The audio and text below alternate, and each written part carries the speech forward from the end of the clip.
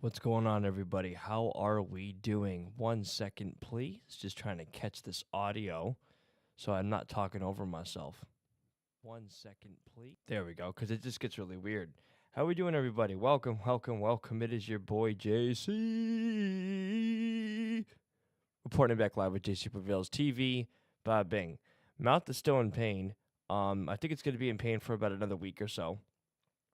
We have a broadcast this evening, obviously. We're going to be going over some gaming news regarding Resident Evil 9, okay? And we're also going to be doing some reaction videos toward highlights of the Making Heaven Crowded tour that was brought on by Turning Point USA's new CEO, of course, Erika Kirk. So for those of you that don't know, I'm actually a non-student member of Turning Point USA. That organization means very, very dear to me. Charlie Kirk had a very profound impact on my life, if that makes any sense. So yeah, I took his death pretty hard.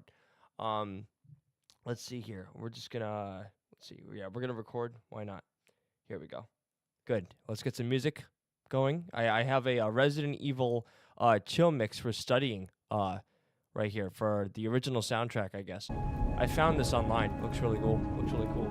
Sorry for my speech, guys. I just woke up from a nap. My mouth's a little stiff right now because I got hurt at work. I got decked by a freaking hose. Don't ask me how. It's embarrassing. There we go. Yeah, no, it sounds cozy. I like it a lot, actually. So yeah, we're gonna utilize this time to kind of just like settle in, get cozy, everybody. All right, grab your snacks, grab your beverages, get comfortable. All right. And then we have, after all that, we have some gaming to get to, okay?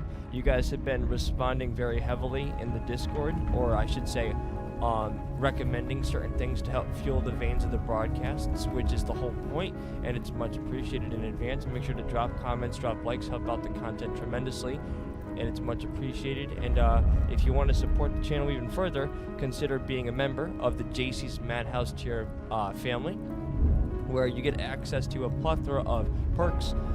Some of those perks being access to members-only live chats, customized emojis, and actually members-only QR codes to support the channel. Actually, they look like this. They're pretty cool.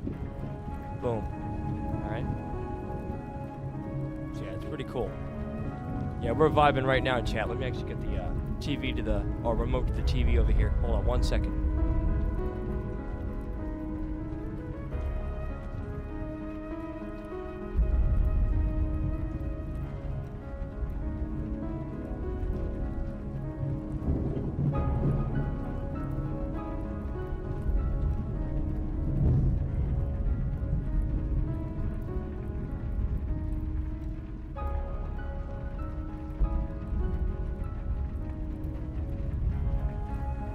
What's up, Tony? Thank you for the one, Tony. Thank you for the one. I appreciate it. Thank you so much, buddy.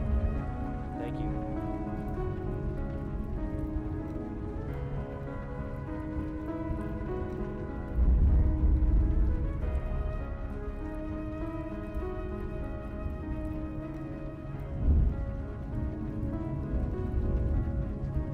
This music's fire. It is. I love this music. I'm glad I picked this. I'm vibing to this right now.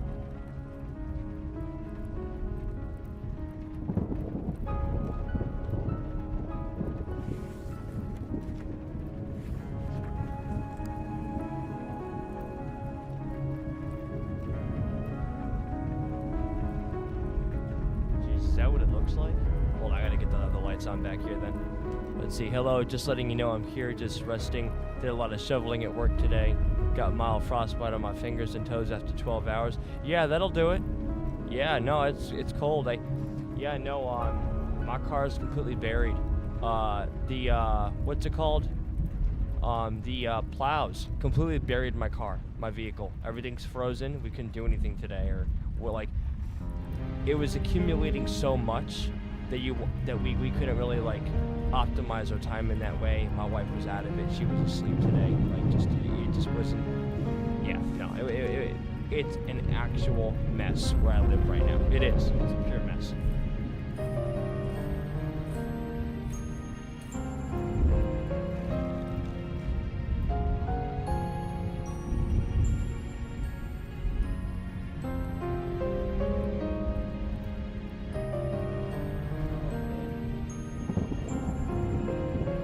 Yeah, so guys, on the menu this evening, what's going on, everybody? How are we doing?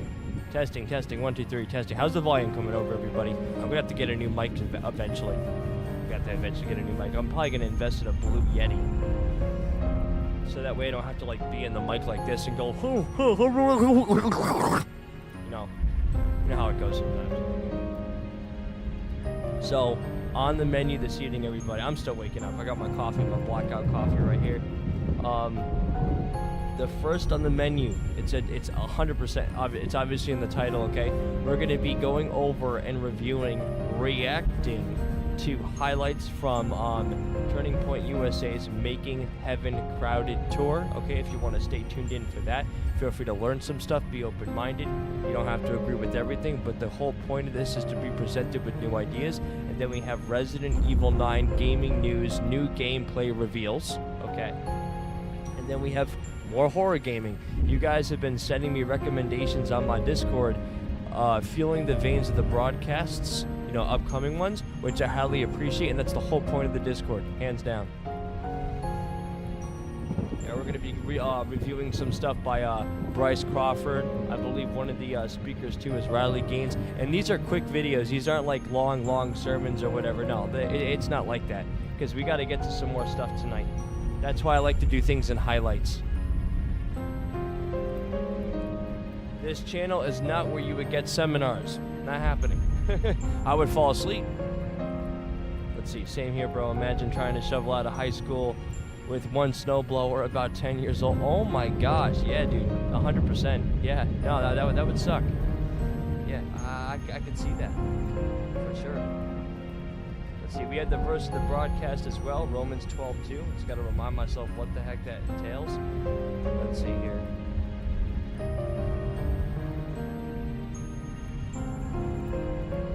This music is beautiful, chat. Good.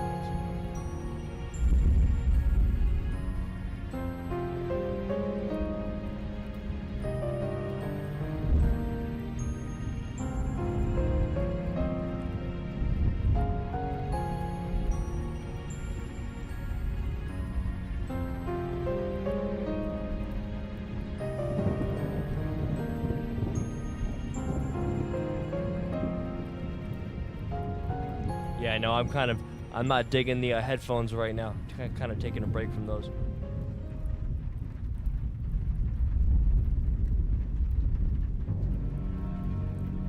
I wonder which game this is, which Resident Evil it is. It may be the first one. I'm not sure. It said OST, which is the original soundtrack. So yeah, I think I just answered my own question, right? Let's see. Tell you to just keep playing this music until I fall asleep. Nah, just get up YouTube. That's what I do, man. I listen to, believe it or not, this may sound creepy, but I listen to Outlast ambience. It's like a hallway, a dark hallway with a window pane or something like that, and you got like the rain and the thunder and the lightning, and then there's like creepy like movement in the background. It's pretty cool. My wife finds it concerning, but whatever.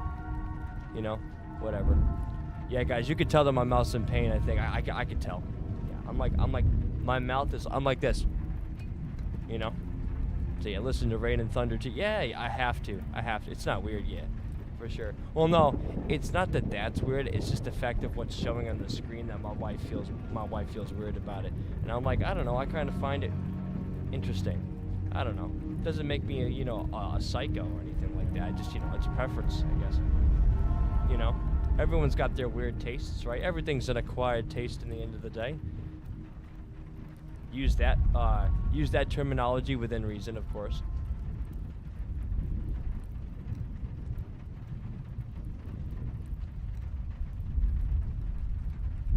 But yeah, guys, as always, and guys, we did so good last night, okay? By the grace of God, we reached 24 max for viewers consistently through a period of like 3 hours, so that was really, really cool.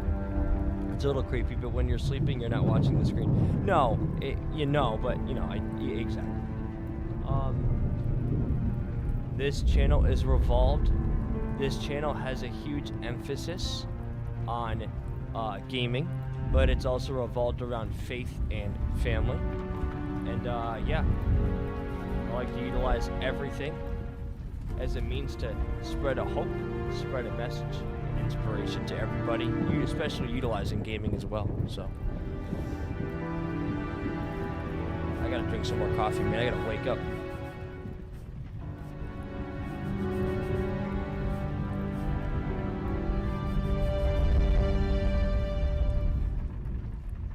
My kid was making such a huge mess today.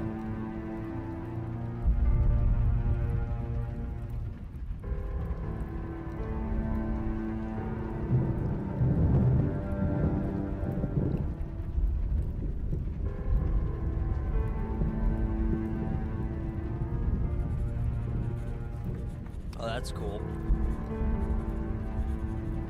Tony, you're in my Discord, right? Did you get my notification that I was live on the Discord?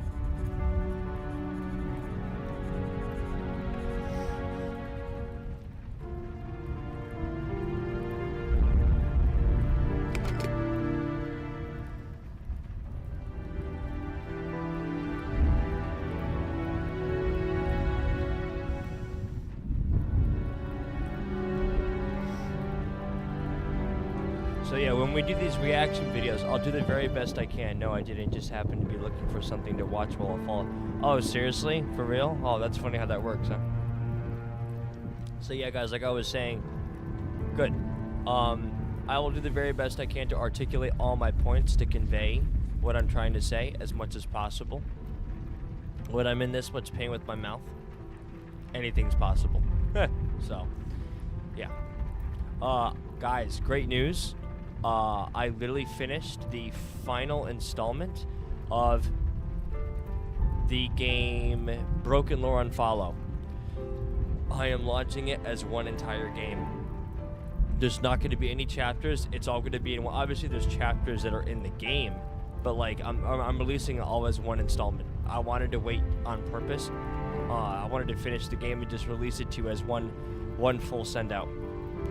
Then we have gaming news regarding Resident Evil 9. Okay, Resident Evil 9 concerns regarding, you know, certain elements that people feel people are not realizing that could be a potential concern for the game. Sorry if I didn't get that out correctly for you guys. And we have what else? What's next? Another video that I'm getting out to you guys is the demo. Now, I wasn't gonna do this at first. I wasn't gonna do this, but the demo was so good that I have to. Okay, it was so linear, it was so successful, it wasn't confusing, it was right to the point, and the scares were great. I loved it. It was Dread Neighbor. It was the same game or same developers of the game Dread Flats. So I'm like, you know what, man, I just ate my words up. I'm gonna be releasing that to you guys 100%. I just have to make the thumbnail for you guys. Everything's loaded up though. So expect about 3 to 4 videos coming to you guys very, very soon. We are trying to finish up Empty Eyes. I'm not going to lie to you guys. Empty Eyes is taking way longer than I anticipated. At this point, I'm just going to try to get through the game. If we do not finish the game tonight, because there's a lot of back and forth with this game, man. It's so big. The game is way too vast for the kind of game it is, in my opinion. They should have done a better job with that. I really do think so. And but if we do not finish the game tonight, I cannot promise we're going to continue it. I just don't know, guys. Like the game itself, if you're not getting confused and if you're getting everything correctly when it's agreeing with you, like, or not agreeing with you, but like when everything goes according to plan and you're not running into any bugs, which we did. That's one of the reasons why we got so set back. The game plays about an hour and 15 minutes, but like all the back and forth, the puzzles, it's so overwhelming. Like, you got such a big house, and it's just, I don't know. I don't find it relaxing, or not relaxing, wrong term entirely. Efficient.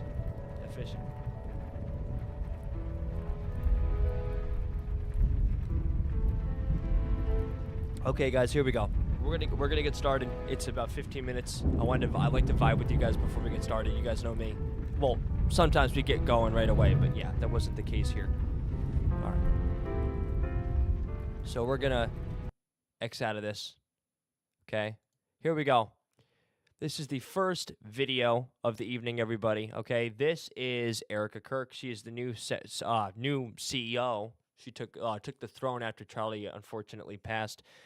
She has some words to say about in regards to what it means to stand firm in faith. Okay, she's been getting a lot of heat. You know, it's funny.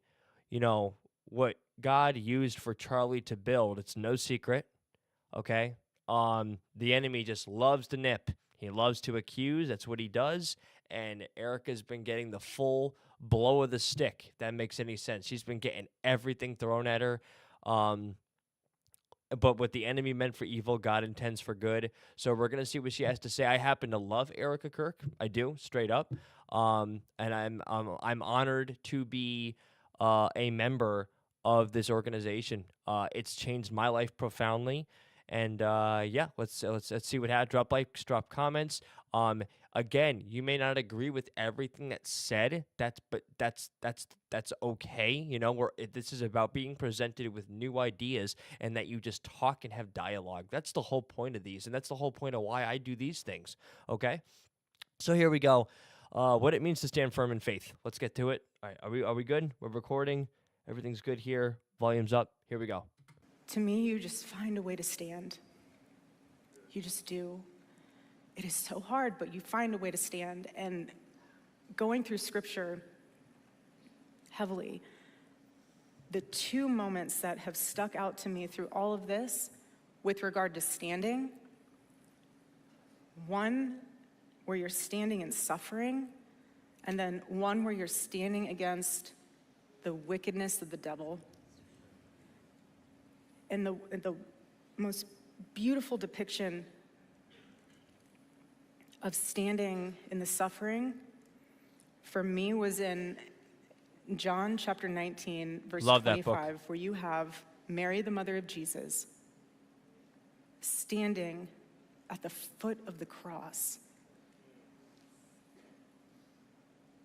She just watched the most unjust violence take place against the love. I never even thought of that. Oh my gosh. I never even thought of it like that. She's making a connection. She's not equating her husband to the crucifix. No, that's not what she's doing. Wow, that's woo. Yeah. No, she's been through it, man. She's been through it, man. Love of her life, love of our life. And what did she do? She didn't scream. She didn't accuse. She didn't try to explain God. She wasn't pulling her hair out. She just stood. She had her friends next to her, but she stood with composure and divine power of patience. And it's so, when you trust in the Lord, you have no idea what you can bear until you're tried. Ooh, it's so true. It's so true. Oh my gosh. You have no idea. Oh man. Oh man, the Lord could take you through such a fiery furnace, man, but guess what? He is with you. He is with you, and it's meant to reprove us. You know, like the Lord says in the scriptures, your faith is more precious than gold.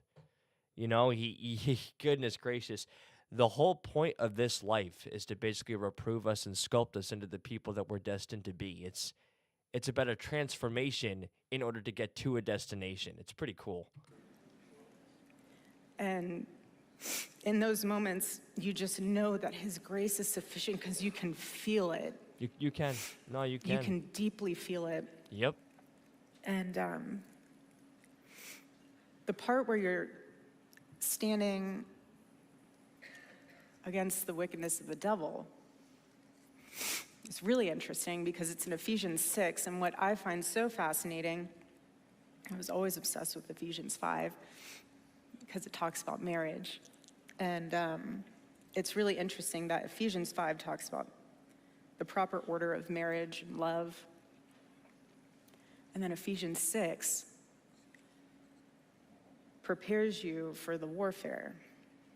So if you have an Ephesians 5 marriage, you better read Ephesians 6. Because the Lord's going to use your marriage in ways that will blow your mind. It's true. Marriage is revolved around unity, and the one thing the devil loves to do, because I've been through it, is to divide people. Okay, marriage is a covenant. It's a reflection of God's beauty, of his character, of his goodness toward mankind. You got two opposites coming together in holy matrimony. It's God's reflection toward himself, toward the church.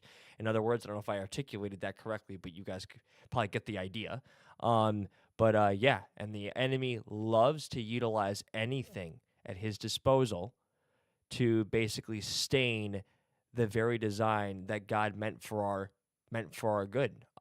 Basically, it's funny. It's like it's equivalent to like we are made in the image of God. So Satan's going to utilize everything this world could throw at us, whether it be distractions or just putting people in boxes, or just anything, right? Because of the fact that you carry the Lord's image and bear it, okay? He will do anything he can to stain that image, to take you away from what is meant for you, because he hates everything you are. It's a brutal reality. And what stuck out to me, what's so powerful about Ephesians 6, verses 10 through 18, is that Paul was very intentional about using the word stand twice. The first time you stand is your choice because you decided to put on the full armor of God. You did. As feeble of an attempt that it was, you put it on. But then, in verse 14, after you're standing your ground, it says, stand firm then. And he's emphasizing the perseverance, but he's also emphasizing that you have to know that your strength can only take you so far. My grandma used to say, your running legs can only take you so far. Jesus does the rest. But when you stand firm, that's not you, that's God's strength. You stood the first time, ready for battle, bracing yourself. God says, just stand firm. And I'll never. It's kind of like when the way she's talking about it, it's kind of like how you're standing firm. In my opinion, this is how I'm visualizing it.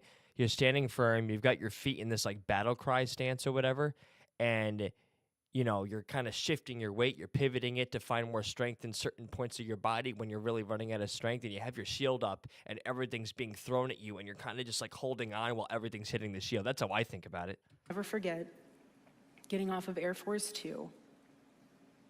And I looked at Usha, and I said, I have no idea how I'm going to do this.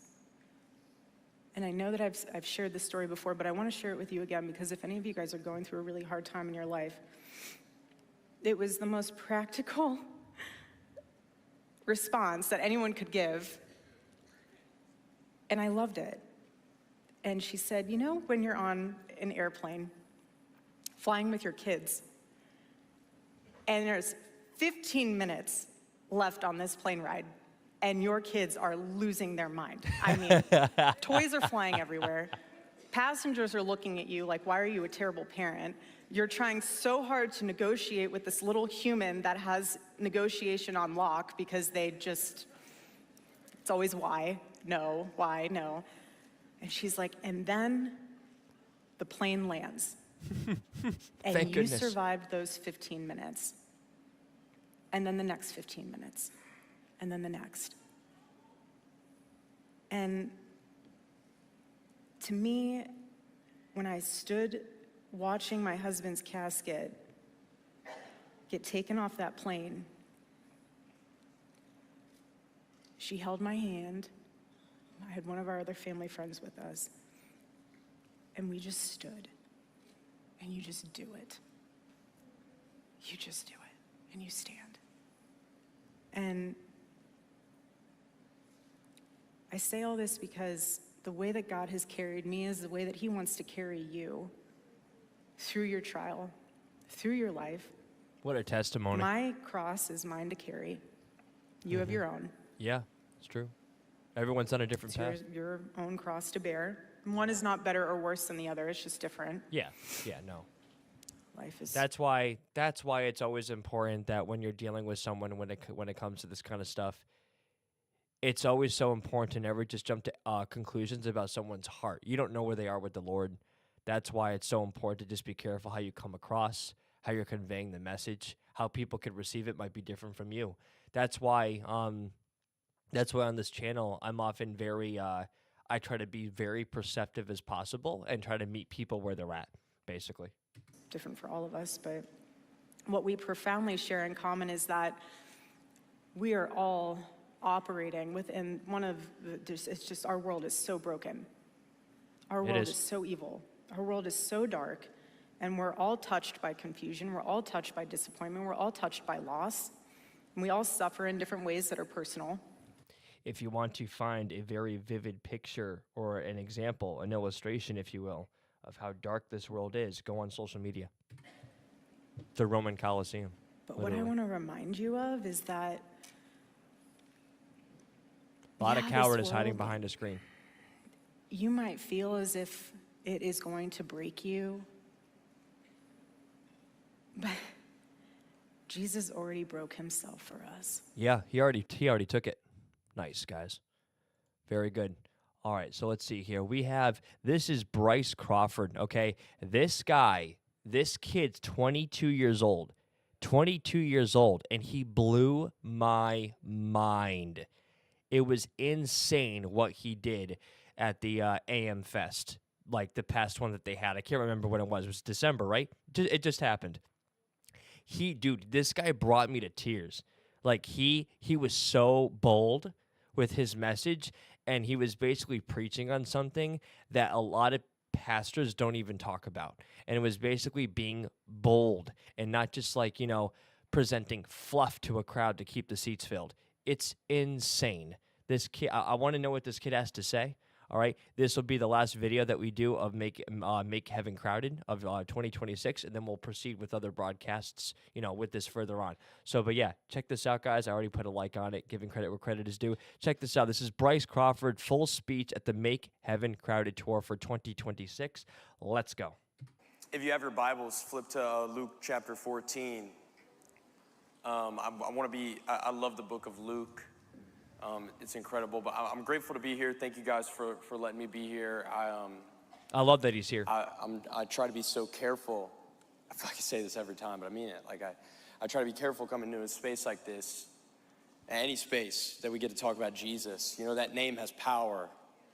And I think we get used to sometimes saying it, like, oh, Jesus this, Jesus that. And we like to get up here and we like to say whatever we want. The name comes with its own persecutions. There's a cost. I don't want to say whatever I want. I want to say whatever Jesus wants. I think that's important. Yes, and correct. So we're going to be in John 14, literally talking about what Jesus says. If I felt like God gave me a phrase for what to title this whole thing, if we could title it, I would title it The Great Exchange. If you like to take notes, I've become a note taker lately. Luke makes one of the most incredible gospel accounts of Jesus' life. He actually creates the most organized gospel account of Jesus because he wanted to make it very clear this, that, and the other because he was a doctor. He was very thorough and detail-oriented. And so he writes this gospel account, and we have Jesus. And in verse 25 of Luke chapter 14, it says, now great crowds accompanied him, and he turned and said to them, and I think this is important. We like to skip over the black ink sometimes. Great crowds accompanied Jesus. And just like on a night like tonight, we like to have great crowds gathering for Jesus.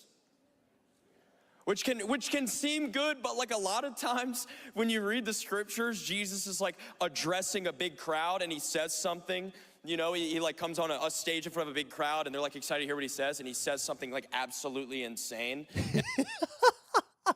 It's true. It's true.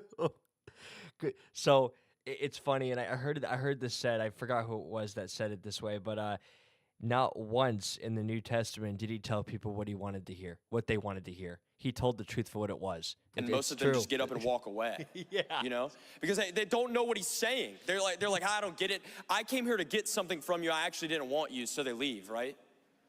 And I don't want that to be tonight. You know, I don't want us to come into the room like this and read the scripture. I came to get something from Jesus. I want Jesus himself. He is the prize, you know? And so Jesus himself, he says to this big crowd, because he's attractive, right? He's the hot new thing, you know? He's like everybody's like, this guy's coming here, he's claiming to be the Messiah. This is freaking insane. And he looks at the crowd and he says, if anyone comes to me and does not hate his own father and mother and wife and children and brothers and sisters, yes, even his own life, he cannot be my disciple. No, I loved how he made that point. If you do not respect your earthly parents, do not expect your relationship with God to be all peaches and rainbows. Meaning, how are you going to love your heavenly Father if you don't respect your earthly parents? I don't know what your relationship is with your earthly parents, but we are to, you know, everyone's got a different story, you know, take that into account, okay? Listen to your convictions and what God wants you to do. But what he's saying is that God has given us earthly parents for a purpose, for a reason, and that will be a reflection of how you treat God in heaven. Whoever does not bear his own cross and come after me cannot be my disciple. For which of you, desiring to build a tower, does not first sit down and count the cost, whether he has enough to complete it?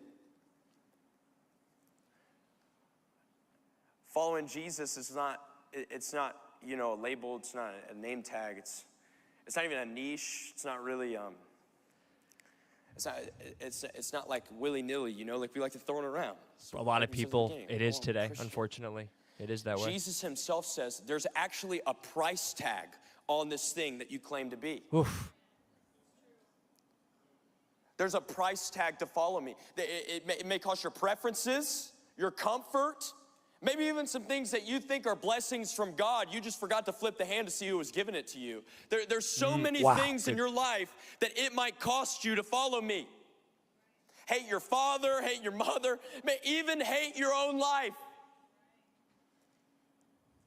He's like, come to me without reservation. You know, there's another account in the Gospels where Jesus, you know, he's approached by people and he said, hey, Jesus, I'll follow you, but let me just go bury my dead dad really quick before I come follow you. I'm just going to I'm going to go bury him and then I'll come follow you. And Jesus says, let the dead bury their own dead. Because the reason he's talking to them in this passage, same context, is because he's saying to them like, hey, listen, your dad's not dead yet. You're just making an excuse. You're prolonging following me because you know it costs something to follow me. Priorities. Let the dead bury their own dead. Yeah. And so he's looking to the crowd today and to us today because this scripture is a timeless piece of literature that affects our generation too. It affected the past, it affects us, and it will continue to affect generations, and it does not progress and adapt to society. We need to adapt to what God has deemed righteous for our life. And so he... Oof. He's Kid's saying got a gift, it man. costs something to follow me. Mm-hmm. And so there's a great exchange that's going to happen. Like, do I really want to live this thing out? That's the question we have to ask.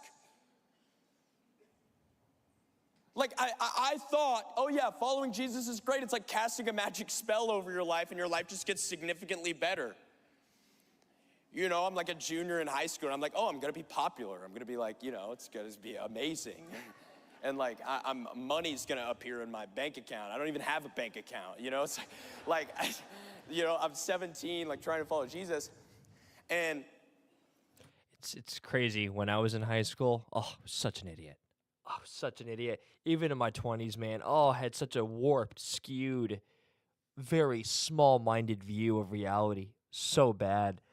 Oh boy, how the trials and tribulations forced us to grow up. And then we look back, it's like, geez, man, would I do it all over again? But you want to know what's crazy? Now that I think about that, like, and I'm sure I've, you know, let's see. What's up, Mesh? What's up, buddy? Because the graininess of the webcam, we don't want graininess in the webcam. That's why. You're funny, Mesh. Welcome, buddy. How we doing? Long time no see. what was I saying? Shoot, I lost track of what I was saying, Mesh. Jeez. Goodness gracious. Hold on. Let me see if he could. Oh, right. But I don't regret it, because if it wasn't for those moments of irresponsibility and, stupidity, that kind of stuff, I wouldn't be the person I am today, because then I know what not to do. So just, everything serves a purpose, no matter how foolish, you may think, it was back then. So, yeah, But what a actually, testimony, right? That might actually be the furthest thing from It the would truth. be, Truth.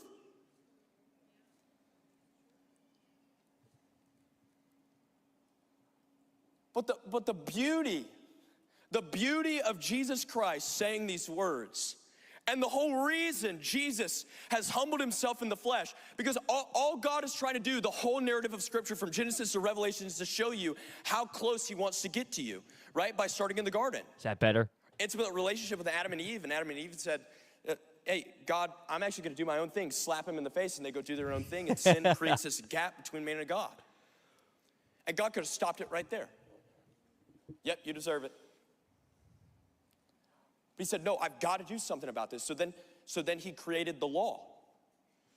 We have 613 laws and 10 commandments, and then he gets close to us in that way, delivering it to Moses like a beast, and Moses gets like a little antsy. Hey, you want to show me your face, while you're at it? But then that wasn't enough. God was like, I want to keep doing this. So then they build this thing called the Ark of the Covenant, which was literally the structure, and inside of it, it housed the presence of God, and they would take it from city to city, and it was this beautiful, magnificent thing. But then God's like, that's not enough.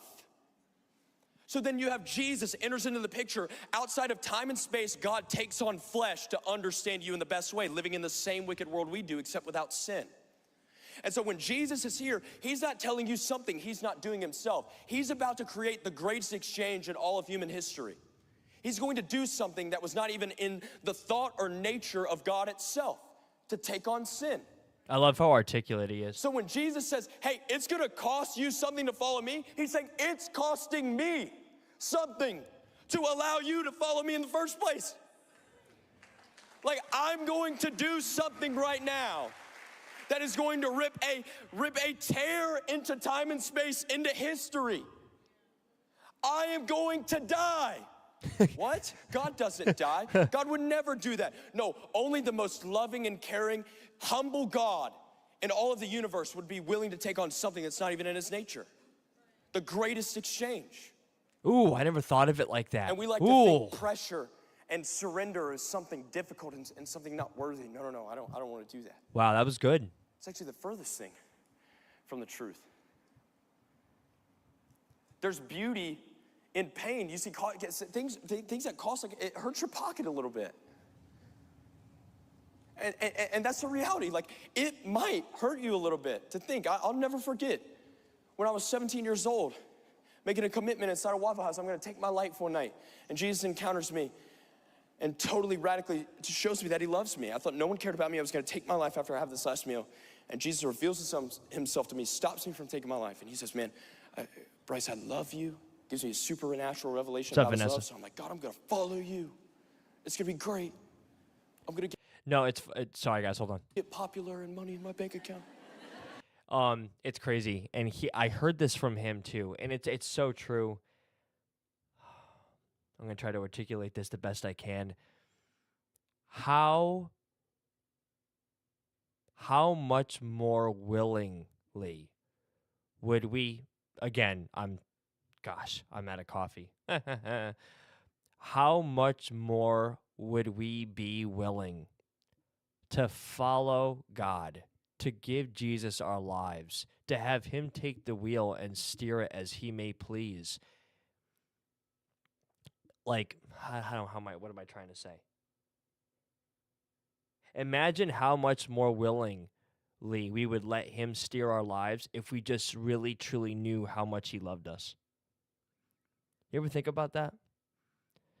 Like, if you truly knew how God, if I truly knew the immense capacity to how God views me, to what he sees in me, to how he values me, how he looks at me, how much more willingly would I be to actually follow him?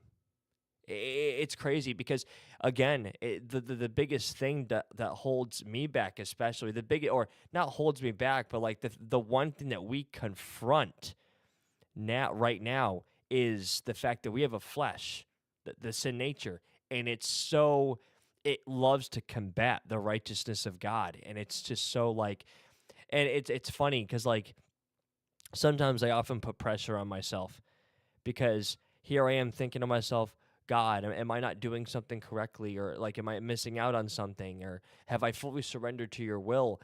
Surrendering to God is basically having him involved with your life, with everything that you do. It's not supposed to be a buzzkill, though, depending on how prideful you are, it could hurt, basically. I've often asked God, Lord, have I done everything I can? Let me see. Say for sure, we get a glimpse every now and then how much he loves us, or just reading the Bible itself. I think when you get to heaven, we will not be able to fully grasp just the amount of love that he has for us until we get into his presence. It's true. It's true. And I think what I'm depicting right now, or I'm conveying, is just, I think it's normal to feel that way. I think it really is. That's why we are to take every day in grace, because you're never going to have it all together. You know what I mean? It's almost like I'm trying to take on weight that he already took on for me, because that's the point. You know what I'm saying? It's crazy. But like that's why I have such a high standard for myself in terms of this channel, because when I started getting God more involved with my channel, I'm not going to lie to you, I did notice a difference. Was I scared about losing support of it? Of course I was. But guess what? There is a cost to following Jesus, and I'm sorry, but it's about my priorities. I would much if I just have this channel mainly about gaming, which isn't bad, but if I don't mention, how do I say this? If this channel is just meant for me, it's worthless. Like, I watch influencers all the time, and I hope by God's grace I get to where they are one day, but all they do is upload videos of games. And I'm thinking to myself, and maybe this is the Lord working in me, but I'm thinking to myself, man, if I just make this channel about just uploading videos and just have it be about gaming commentary and games, I'm sorry, but that's way too small. It's too small. Because it's not inspiring to me. And I think he's working in my heart like that. I think that's what it is. If I don't have my videos be a representation of Jesus, then I'm not going to, it's going to be boring to me. There's going to be no flavor, or there's going to be no rhythm. There's going to be no harmony. Does that make sense, guys? I've been thinking about that lately. And then I just remember, slowly my life just started to fall apart. There's got to be more than that, Family struggles, losing friends. I would literally, my senior year is supposed to be the best year of your life. I'll never forget, at the first football game of the year, I got food thrown at me in my own student section, booed out. Kids didn't even want to sit with me because I was the righteous police, right? But it was so crazy because in the midst of that, I had the most peace I'd ever had in my life. And yeah, it's so true. When you are focused on Christ when he's your center in the face of persecution, you're at peace because he conquered the world, okay? He overcame death, okay? Everything that's being thrown at you was thrown at him. He took it upon himself. So if the world is against you, know that it was against him first. But you have his peace will sustain you. It's so true, because I'll be honest. Let's see, I'll talk to Jesus tonight. Exactly, correct. Because I'll be honest, guys. On this channel, it's funny. Ever since I started kind of changing the trajectory of my channel in terms of making it more Christ-focused, I have noticed that I've been getting, I've gotten comments, insults, slander. But you want to know what's beautiful? It doesn't affect me. It doesn't affect me, because I know if you aren't getting opposition, if you aren't getting pushback, something's wrong. Something's wrong. If a life following Jesus to others in your life is making sense to people that aren't Christians or don't have a relationship with Jesus, you need to reevaluate how you're living your life. Because if Jesus's life, or if Jesus' teachings, if what he represents was radical, then it should make a radical change in you. It's 2 plus 2. See, being the only Christian in my entire family and being the black sheep my whole life, I completely understand. Correct. If you have friends that are around you and you claim to be a follower of Jesus, and everything you do in their eyes makes sense to them, there's something wrong. There's something that you're not doing. Reevaluate. I'm not saying you're not saved. I'm not saying that. That's not my job to judge your heart. But how you're conveying your posture, your sermon, your life, you need to take a closer look, in my opinion, because you should be portraying or conveying a certain light.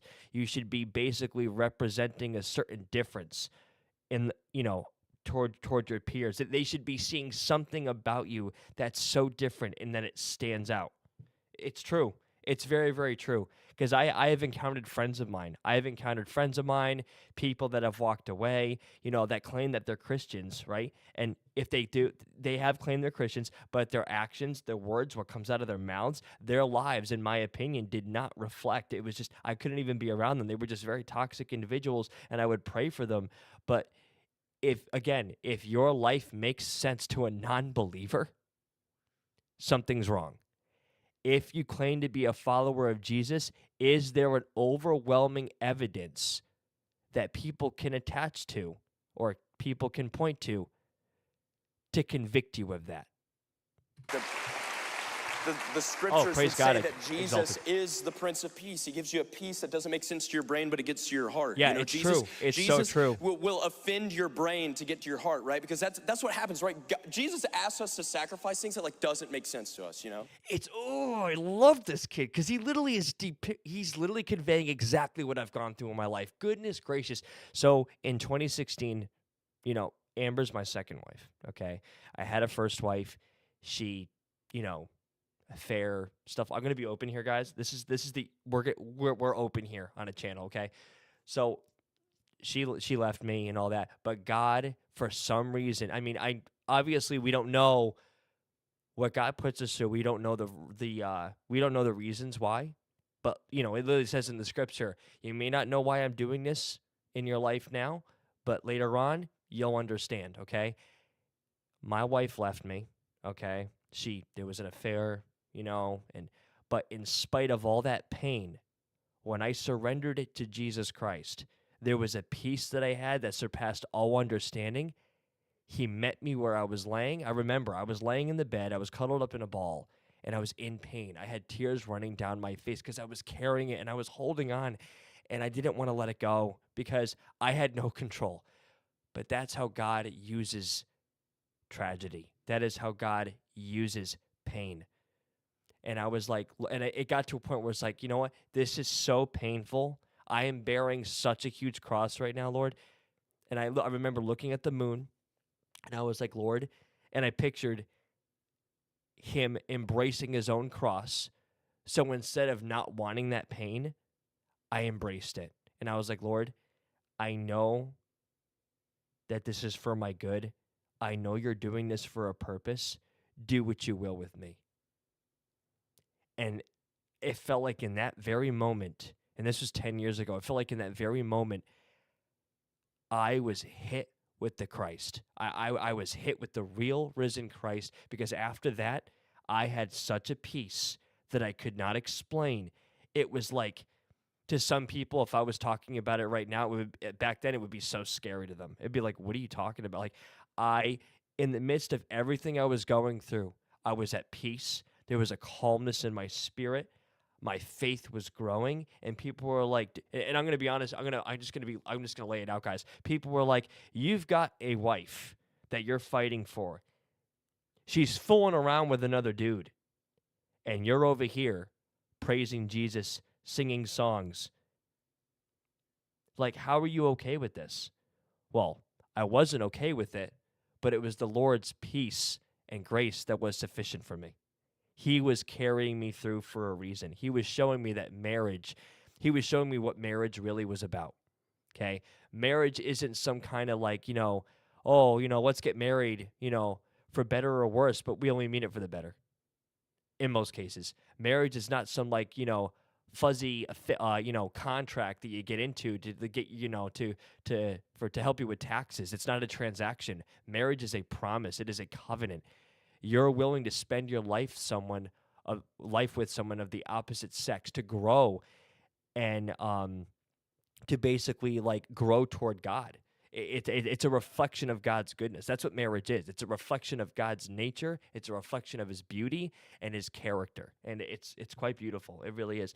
So I'm sorry to hear that, bro, but God is... Exactly. No, if it wasn't for that trial in my life, I wouldn't be the person I am today. Whew, man, dude. That was the darkest time of my life, and I was 26. I was 26. I had my midlife crisis mad early. It was crazy, man. It was crazy. Like the things that you may have to give up do not make sense to you at all whatsoever. What do you mean I have to give this thing up? Yeah, it's true. Well, that doesn't make sense. Well, you're talking to a God who has a perspective that's seeing your death and your birth at the same time. He obviously understands what's going to harm you and help you. There's a great exchange that must occur.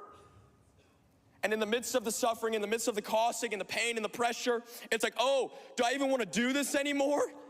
Now, question for you guys, and I'm being so open here, and be brutally honest with me, okay? Because sometimes I overanalyze, I get anxious, but you guys, based on what you've seen on my channel, do you feel that I am in the Lord's will with my channel?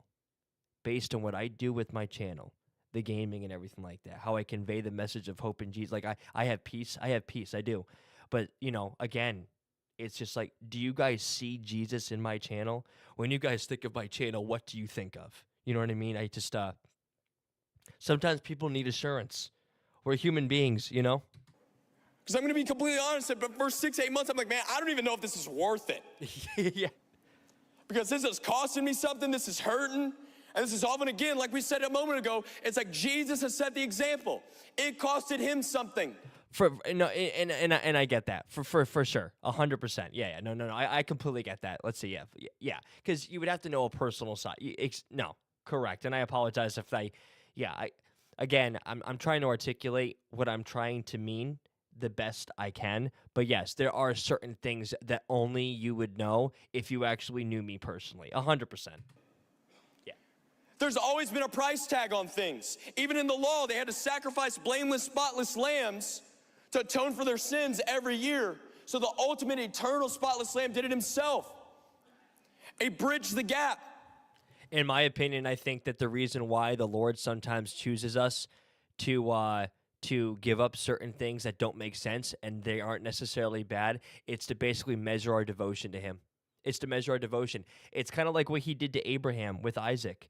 Isaac was his son. In no way, shape, or form was he trying to basically make Abraham sacrifice Isaac. That was a unique event depicting the kind of devotion that the Lord was seeking from Abraham. It's that simple. It's that simple. It really is. The great exchange. There's purpose in the pain. There's purpose in the things that it costs to follow Jesus, that it hurts you to give up. Maybe you do have to lose that relationship. It's funny you say that, Christ Exalted, because I thought my calling was to be a fitness instructor and group trainer because that was my passion. That was my dream job, right? But here's the thing. 5 years ago, there was like this different kind of pull and a conviction to do a YouTube channel. Not joking. It was so much different than what I was feeling when I was a group instructor. This is different. This is something that requires so much more tenacity, so much more grit, so much more passion. Like, there is an excitement with this that I didn't have as a group instructor. You know what I'm saying? Like, there is an excitement, there is a pull, an overwhelming expectation, a pull, something that's, it feels like it's something that's like I'm being pulled, like, it's like something is sustaining me for the long haul. Does that make sense? This is something so much different. With that person or the friend, or have to stop doing that certain thing or hanging around with these people because they lead you to do these people. But for what does it profit a man, Jesus said, To gain the whole world, to but to gain lose the whole world, but Yep. forfeit your soul. Yeah, it's so true. Oh my How about gosh. this? What does it profit you to look popular in front of man, crush your soul, and then look like a fool in front of God on Judgment Day? Oh.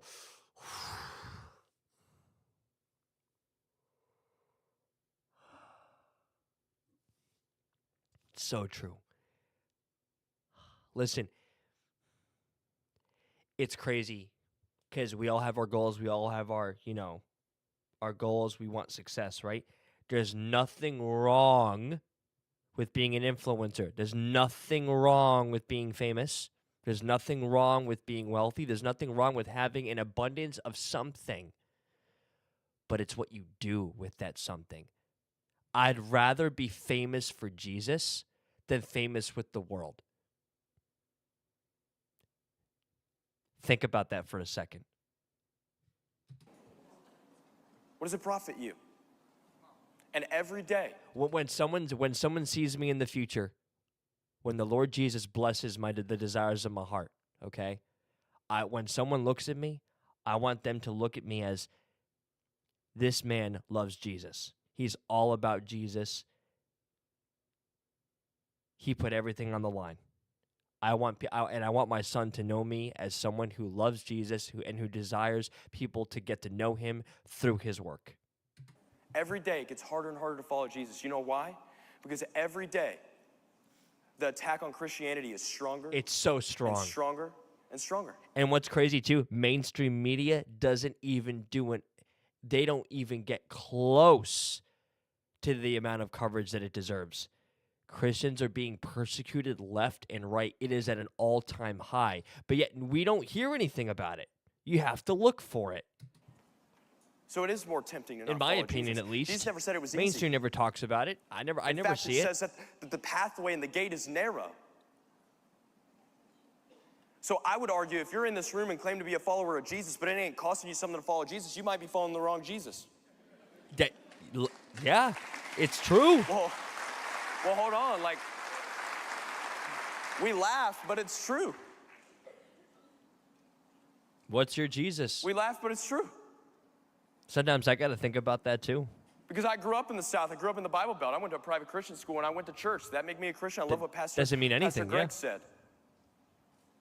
Just going to Krispy Kreme make you a cop, you know? I'll never forget that.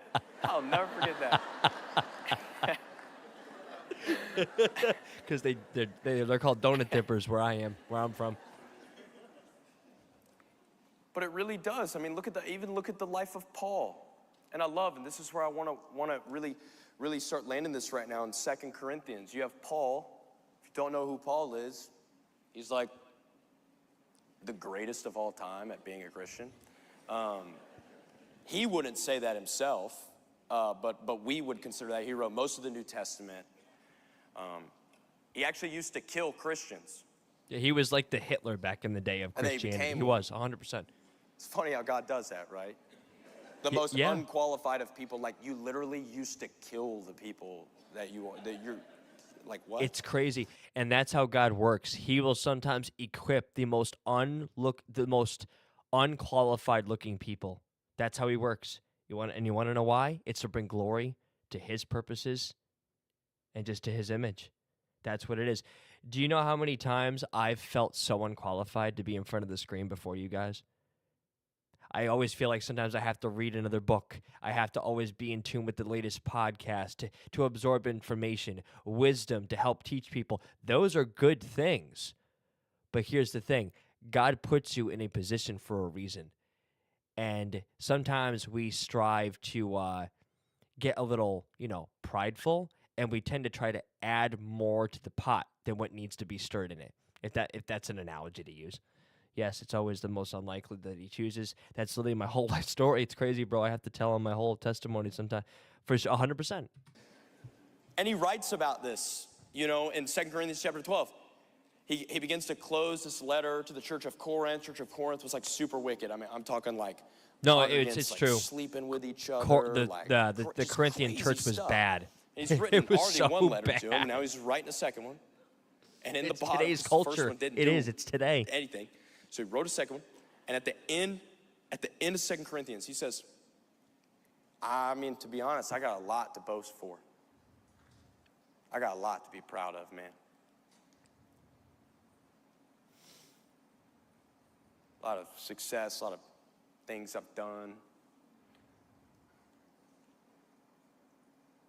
Wrote most of the New Testament. He has a lot, I got tons of things I can boast for. It's a good point, yeah. But I love what he says. But he's like, he was one of the most humble He people. says, to keep me from being conceited because of the surpassing greatness of the revelation. Are we even... So God kept me humble because I'm getting so much knowledge and revelation from God and being epic and awesome and how I'm phrasing it. That's literally what he's saying right He's literally giving credit to God. He's literally saying that, oh my gosh, like I know that I'm responsible for writing all the New Testament. I know I'm responsible for so many good things, but it's because of Jesus and his miraculous touch and anointing on my life, I am able to do these things. It looks good from a surface value, like, oh my gosh, you've done so many great things. But it's because of the grace of God. And he is giving credit to God for that grace. You know what I'm saying? It's crazy. And that's why I always strive. When you're waiting on God for something in your life, when you're waiting on a dream to pass or whatever a goal is success, God may be making you wait to protect you, because if God's not going to get the full amount of glory that's due to him when you reach your destination by his grace, it can crush you. Because you have to make sure where your priorities are. You have to make sure you're in proper alignment with his will, so that way you could sustain what he has for you. It's crazy. It's like, because I'm so awesome at telling people what God is telling me right now, and God's keeping me humble. It's crazy. What? A thorn was given to me in the flesh, a messenger of Satan to harass me, to keep me from becoming conceited. Oh, and that's one of my favorite freaking verses in the Bible, man. That's one of my favorite verses because it's so true. And it's like what we struggle with, what our vices are. We all have things that we're not proud of, right? There's things that we always combat every day. It's like, Lord, why would you freaking give me this certain thing that I struggle with? Why would you give me this certain thing that I have to combat with? And it's because he is trying to constantly, metaphorically speaking, pierce you and keep that thorn there, so that way you're staying humbled. If everything was always peaches and cream, if everything was always comfortable, then we would never seek him.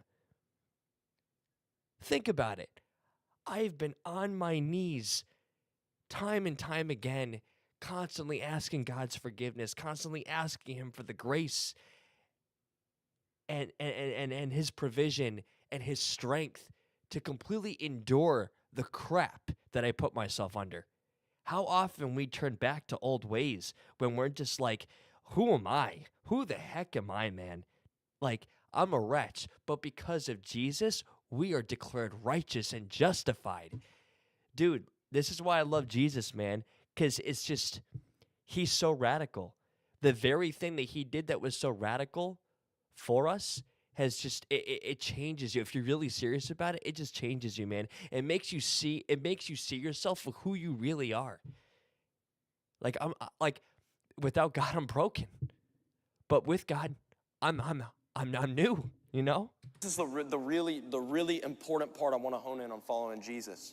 Because I think we tend to think that any kind of suffering cost that comes in life is demonic. We think that things that hurt us and things that cost us stuff, oh, it's from the devil.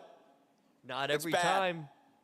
I can't get near it. You want to know one of the hardest things I wrestle with? To be completely honest with you, that night when I was 17 years old, the whole reason I was going to take my life is because I had depression and anxiety, and I thought the only way to get the pain to go away was to take my life. And if you struggle with crippling depression and anxiety, you know it feels like an incurable disease.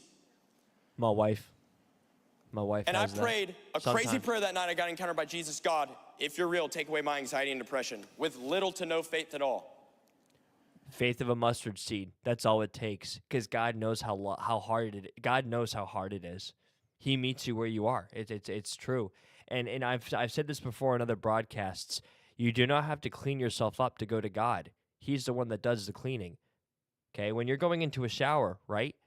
You don't get cleaned up first and then go into the shower. No, the shower freaking takes you as you are. Get in there, get cleaned, and become new. And I've prayed that same prayer for family members, close friends, loved ones,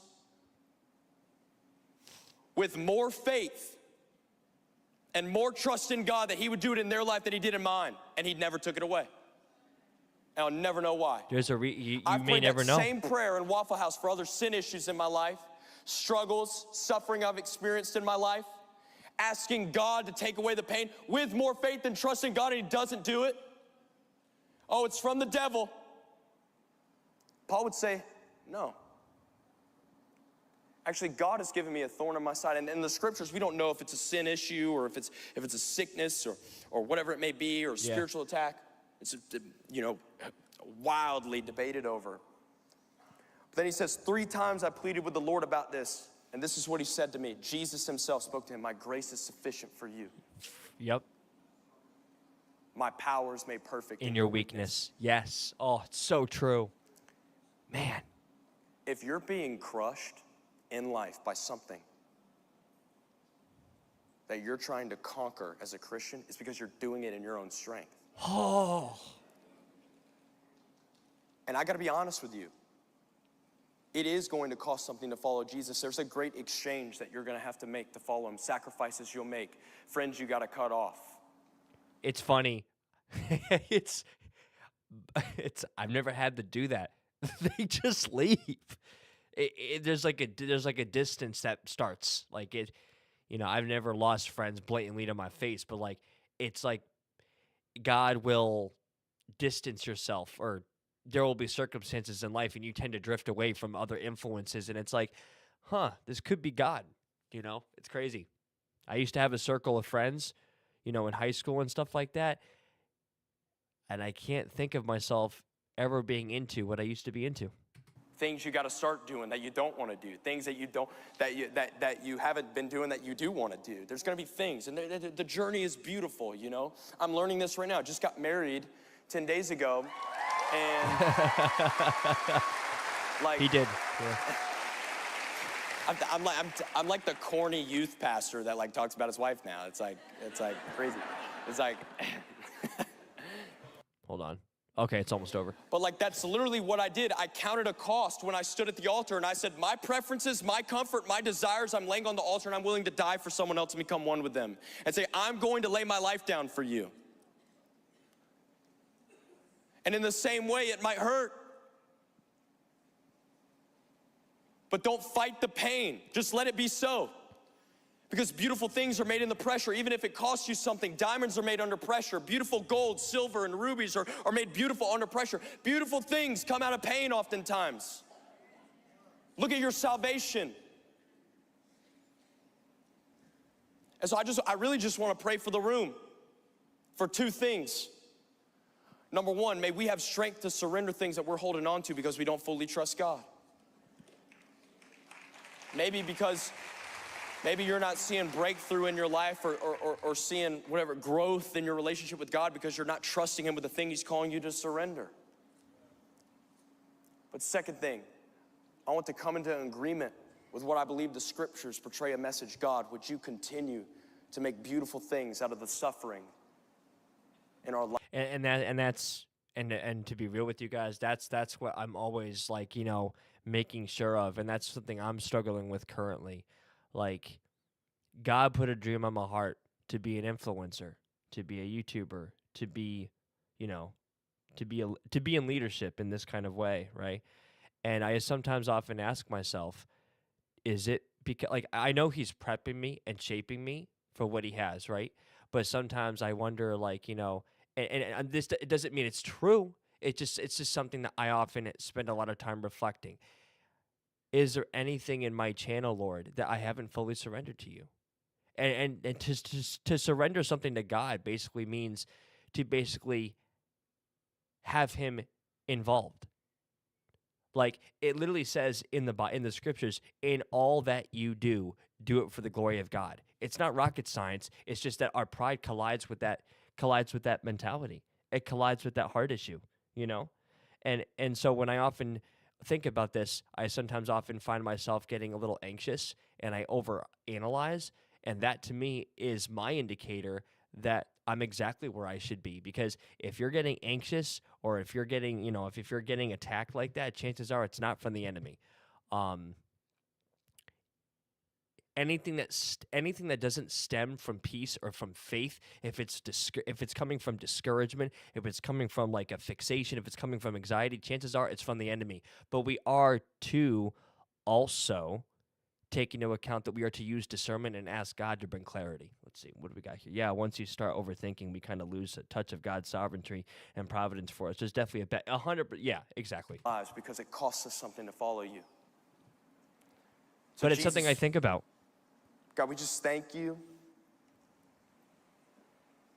We love you. I mean, that's why in every aspect of my channel, I bring up Jesus. And I love it, and I'm at peace with it. Everything I do, I'm at peace with it. So that tells me I am in alignment with God. And I think a part of me just kind of gets worried, or it's often just stemming from a deeper issue because, you know, in the past I wasn't that way. So it's like I get scared. It's like, oh God, I hope I'm in your will. And sometimes I get fearful and like, oh, am I not with you? Like the enemy kind of likes to throw darts at us, making us think that we are not where we are when we actually are exactly where we are because of growth and maturity, if that makes any sense. God, would you just give us strength to surrender whatever we're withholding from you? Why do we keep holding things back from you when we know we can't do it on our own? God, would you give us strength? Would you show us the areas of our heart that we're holding back from you that we may not even be able to see? Give it up to you. But second, God, would you continue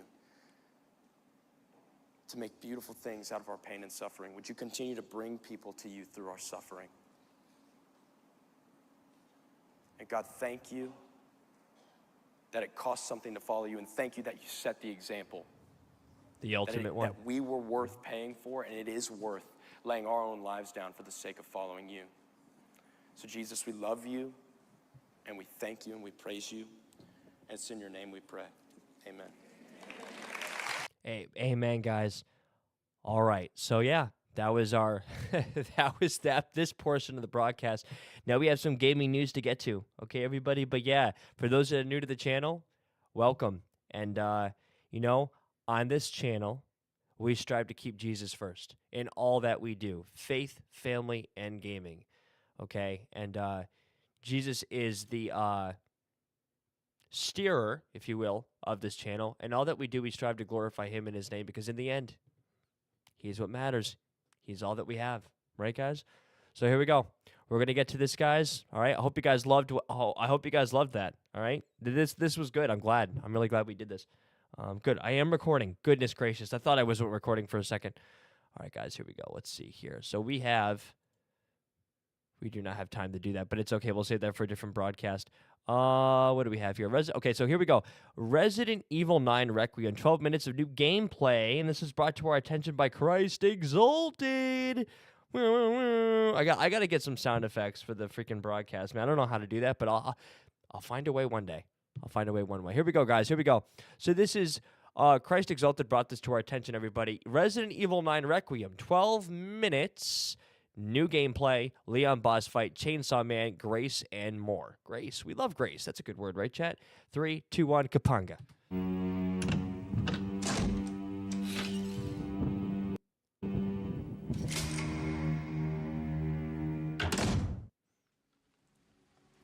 Oh, this is different. Code 6, all staff, initiate emergency protocols.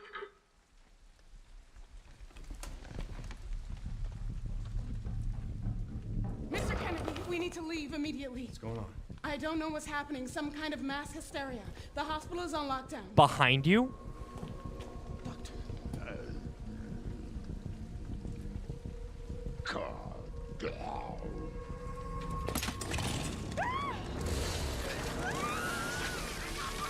Oh my gosh. Oh my gosh. Oh.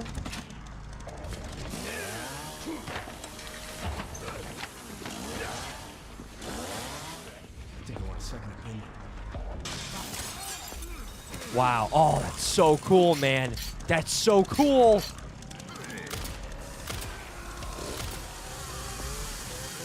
This is solely emphasizing his gameplay. Wow. Oh my. Oh, I love it. That's so cool.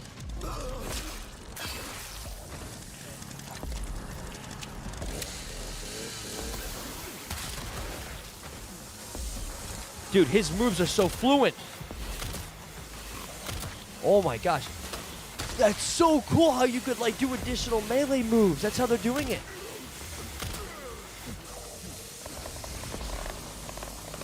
I love how the chainsaw's still going. Better watch your step. Just that thing is live. Nice.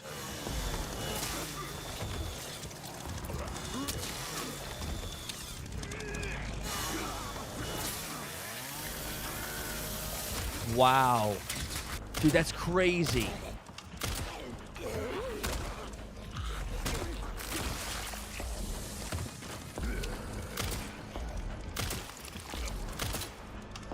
That's so cool how you could do that's so cool how it gives you the interactions to like do additional stuff. I will say, and it's funny because I've heard this from other influencers, other creators out there.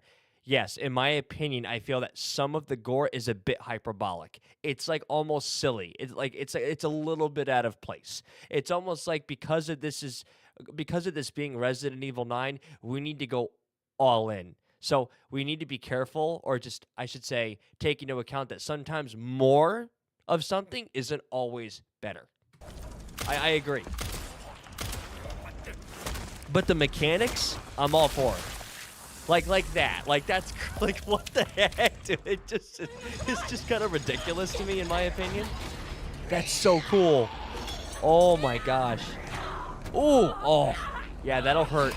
That'll hurt.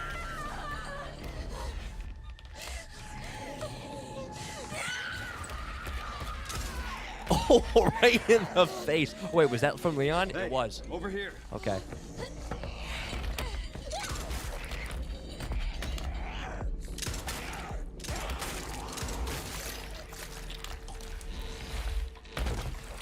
Yeah? Wait. Oh, it's over? That took it out? You okay? Yeah. Thanks. Leon Kennedy, DSO. CSO. I'm Grace. Ashcroft. FBI. FBI. What are you doing here? Someone kidnapped me. Victor Gideon. I don't know. Well, we should leave.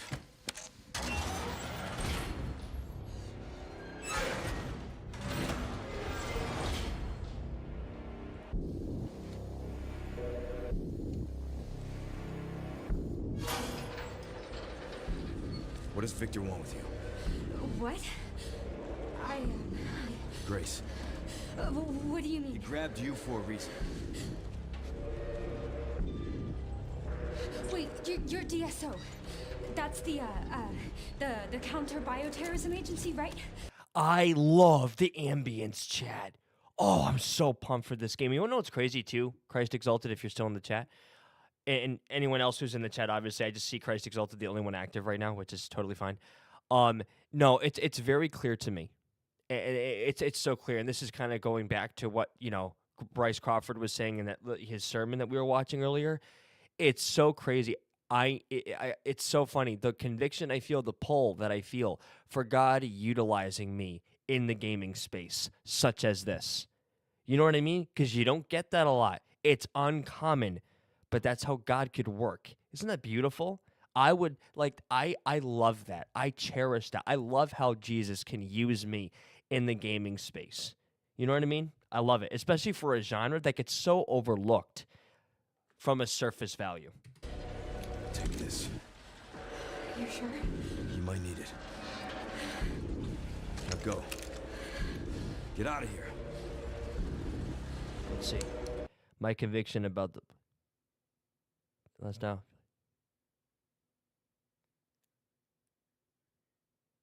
Yeah, correct.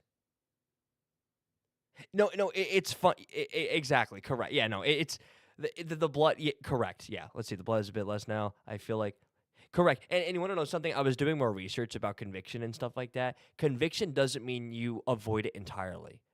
It means that there are certain things that we are just to be mindful of, and given the context of certain situations. And it's also dependent or contingent on one's relationship with the Lord and where he has you. It's sometimes it is black and white, sometimes it's not. It's literally him just communicating with you on what he wants. And that's why when the Lord prompted my heart to just let me know that, like, because I was struggling with this because I was being confronted with people's opinions about what I should be doing instead of what God is trying to tell me.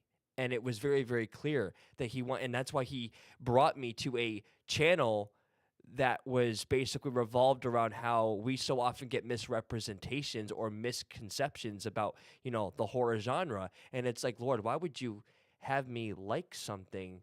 I mean, obviously it's changed in terms of convictions on what I like in the genre, right? Because it's just like any other media choice, right? But today, it's not looked at like that.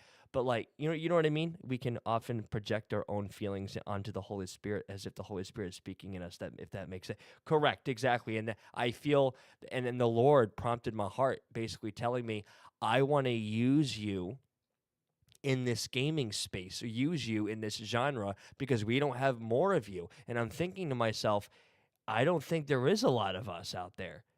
And that's and that's how Jesus can, work in your life. And that's and I'm humbled to say this, guys. I'm pretty sure that it's, from what the Lord is doing, that you guys are being affected too, if I'm not mistaken. I don't say that to be bragging. I'm being serious. I'm trying.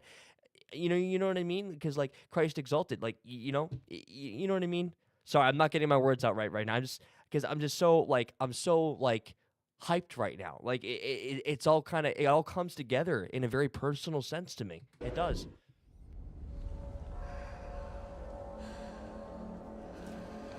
I'll be fine.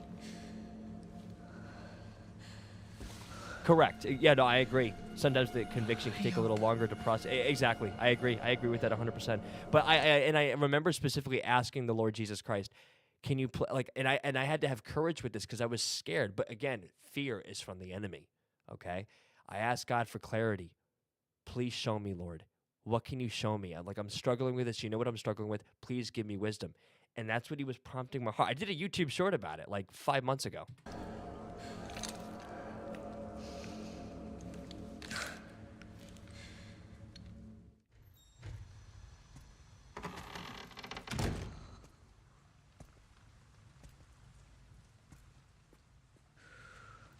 We're about to see Grace Ashcroft's side of things, guys. Look, and it's first person. It makes sense that Leon Kennedy's portion was third person for the combat purposes. It makes sense. It does. You get more player agency that way.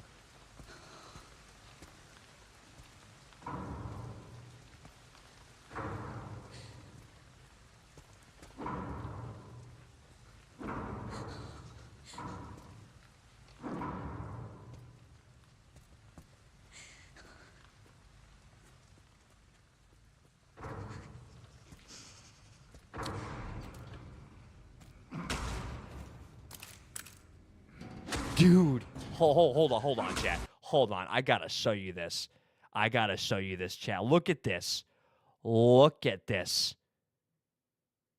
on. You gotta see this. This was so hot. Look at this. Hold on.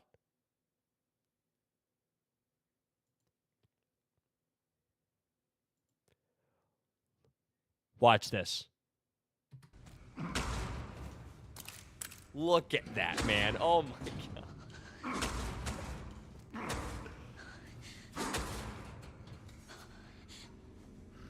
Wow.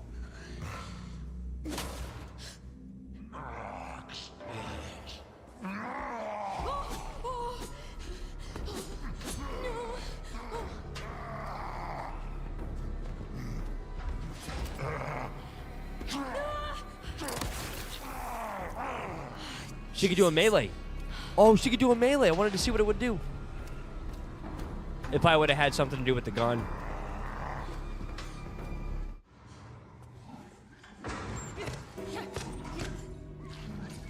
This literally reminds me of BioShock for some reason. Remember the game we played, BioShock?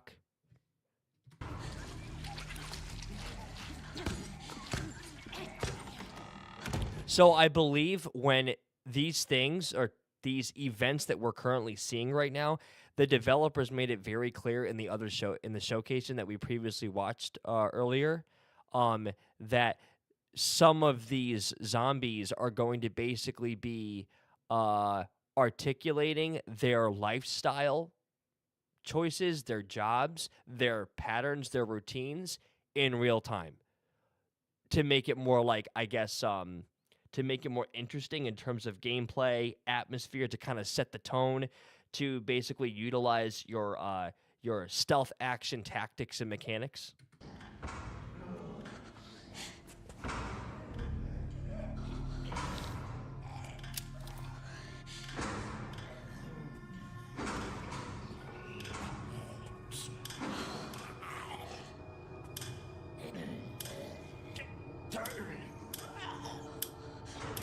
Wow. Oh, he sees her now.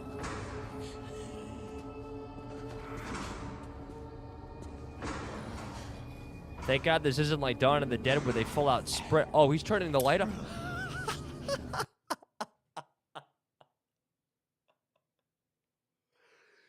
Yo, these are smart zombies. Dude just straight up turned the light back off. He's like, no. It's so bright. Sorry.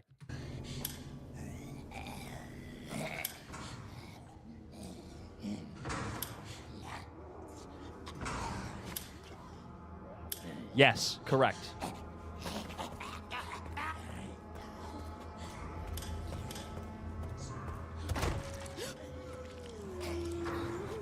I thought Thanksgiving was over.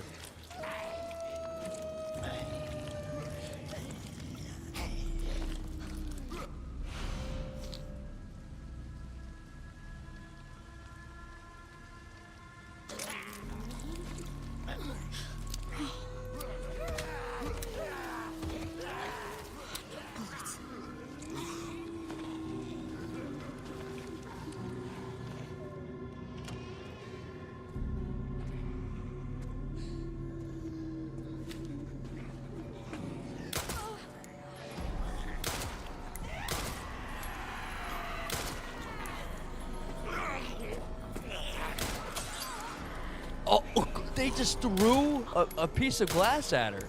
That was different. Oh, oh. Oh, wow. Oh. That hurt. Dude, this is phenomenal.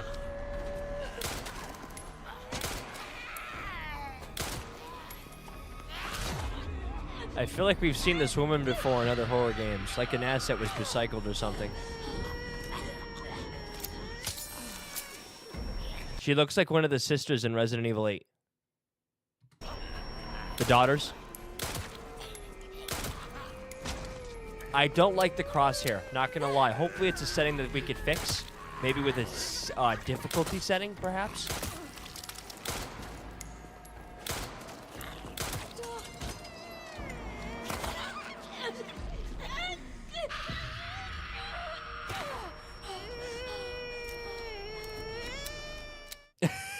Yo, the way she's just like, wait, like, he's going off like a siren, man. What is this?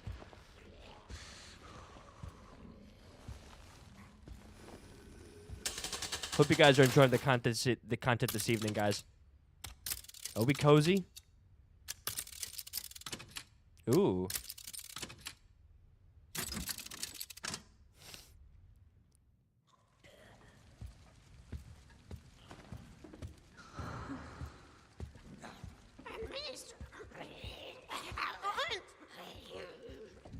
Are they having a conversation? They were talking to each other, no?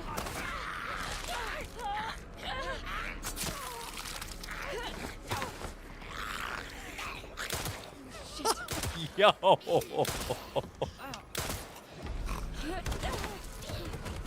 Interesting.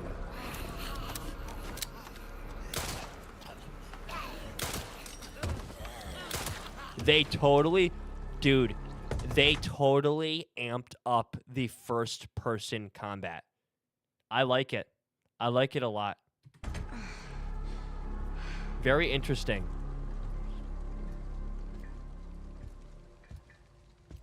Whoa!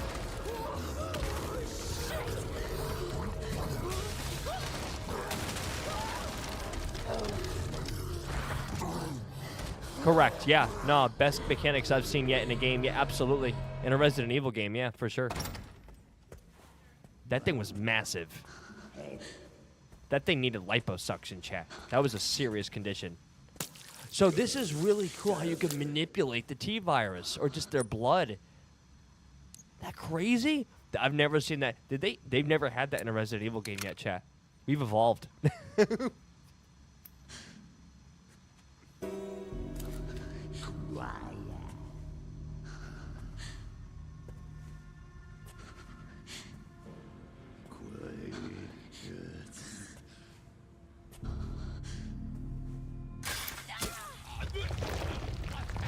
Yeah. That's too effective. Too effective, but isn't that what you want? I always say that. I mean, it makes sense, right? Too effective. That's so funny. Yeah, this is mint, chat. This is mint.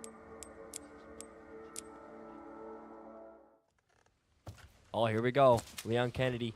Dude, I love the hair, man. Someone said in a certain comment section, oh, I wish they, would change the haircut. I'm like, why would you? No. No, don't do that. It works.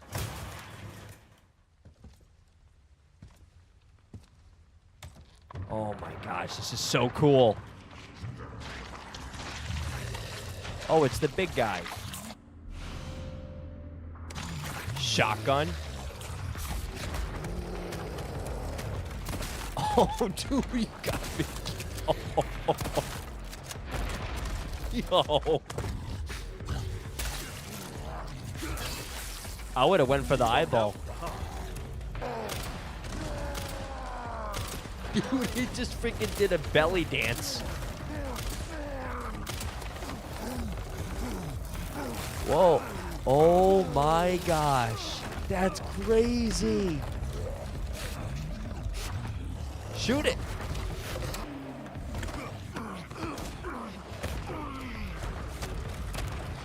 Yo, this is wild.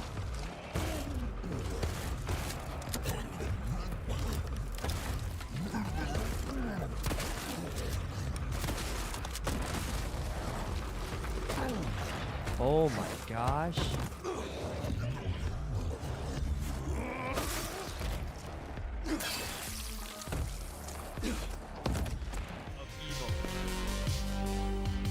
What'd you guys think?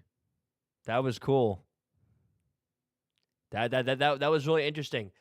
So I stand by certain things. I still think some of the gore is a little out of place, a little silly, but whatever, right?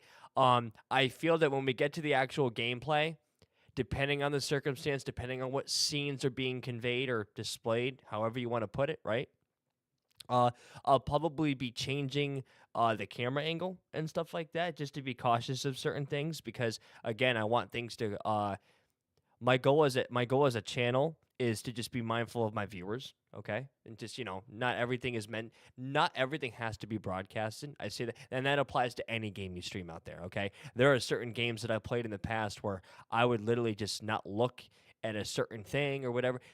I always like to take people into account because, again, this is a service. We strive to keep Jesus first, and that's the goal. Also, the crosshair, aiming down the sights, the ADS feature.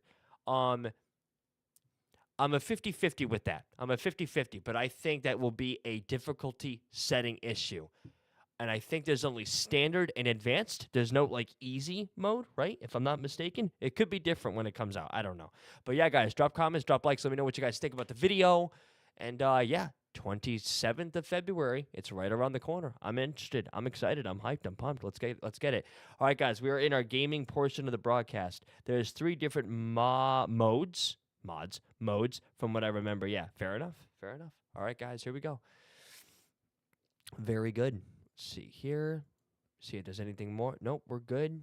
Are we good? Yeah, we're good. Okay. All right, guys, we're on to the gaming portion of the broadcast. Are we ready to have some fun? Ready to have some fun? I am. I so am. Let's see here. We just disqualify certain things that we need to be not having running right now. Let's see here. Oh, and that's literally nothing, I think. Hold on. Let me see here. Very good. No, we're good to go. All right, guys, we're going to start with yeah, we're going to do, you know what? Let's see. We're going to try to get a little bit further with the empty eyes, and then we're going to do some Silent Hill 2. Again, I don't know, like, I'm like 50-50 with this game right now. I really am. And the thing that stinks about it, in my opinion, is that it has so much potential. It's just, I feel like they went way too big with this game. I'll have to see the result. I'll have to see the reviews for myself to see if, you know, people feel the same, but that's how I feel about it.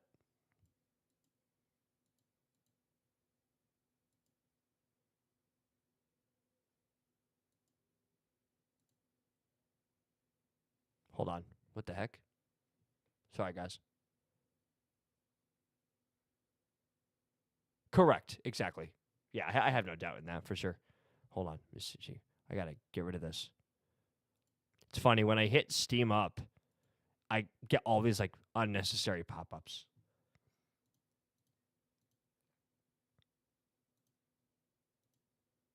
Thank you guys so much for smashing those like buttons in advance. It helps me out a lot. Let's see here. Empty eyes. Here we go. Perfect. Very good. All right, guys. Very, very good. All right, guys. Utilize this time to get your beverages, snacks. We are in the gameplay portion of the broadcast.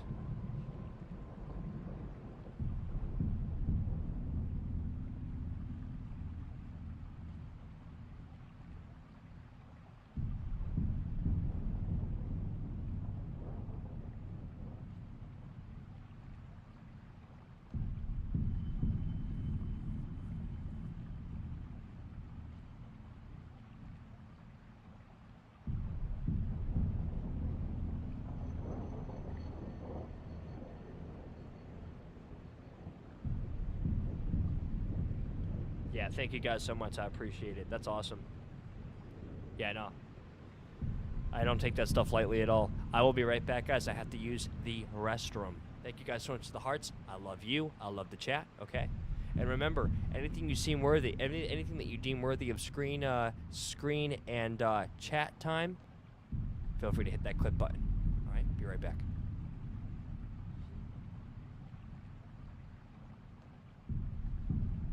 Thanks, Exalted. That's very reassuring.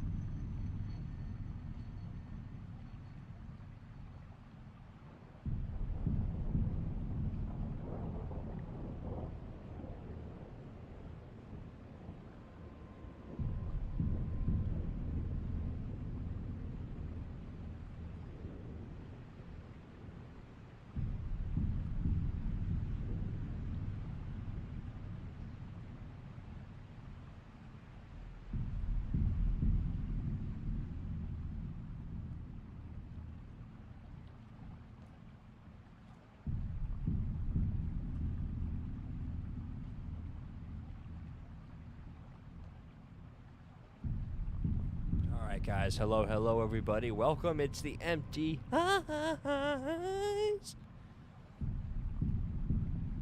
All right. Oh, goodness. Feels good, guys. Feels good to be alive. All right. Are we good? Are we set? Are we straight? I'm feeling great, guys. I'm feeling great. Let's see here. All right. let's get started, guys. Here we go. Let's see, gotta get my notes in here because I did some research on the game. All right, because apparently I'm not the only one that's been going through the exact things that I've, you know, critiqued about. That made any sense? Continue. Are we good? We're golden? Okay, here we go.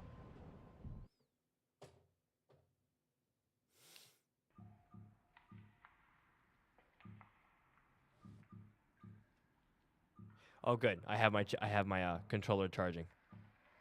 That's good to know. Okay. So let's see here. What do we got going for us? All right, so we're here again. Okay. Okay. That, yeah, the jeez. The light's a little distracting.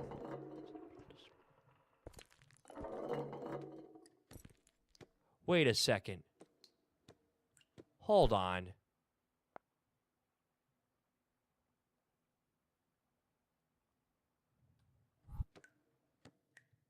Hold on, let me see something here. Get the flashlight. Please tell me that it's done. That we did it. Do I have to run away from her again? Please tell me I don't have to run away from her again. Okay, good. I hope not. I hope not. I'm not in the mood for that. I'll be honest. Jeez. All right, here we go, chat.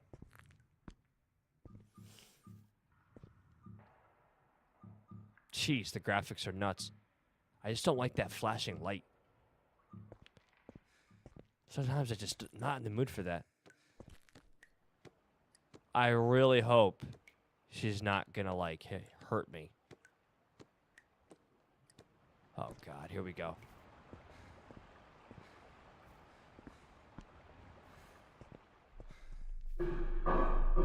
Dude, that made me jump.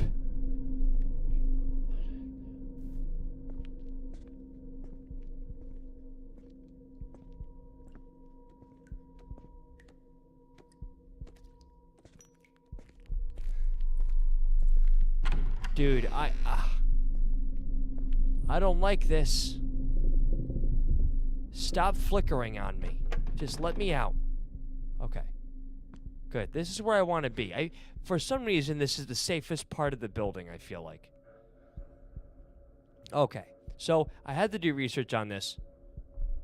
Okay. So, let me see here.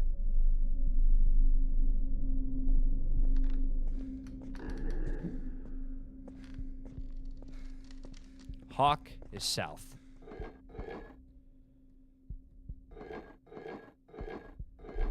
Okay. This is, Father of the Emperor. Okay. I think it's over here. We go over here for this.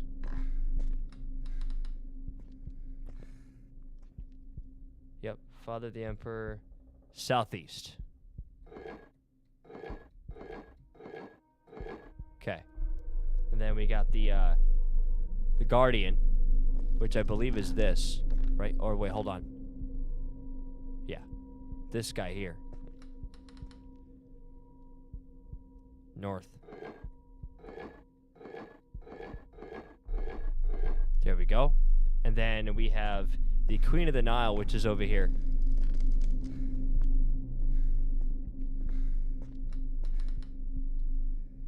And she is SO. There we go. There we go. We did it. Now that makes sense. Here we go. Okay. Let's see what we could do here. All right. Very good.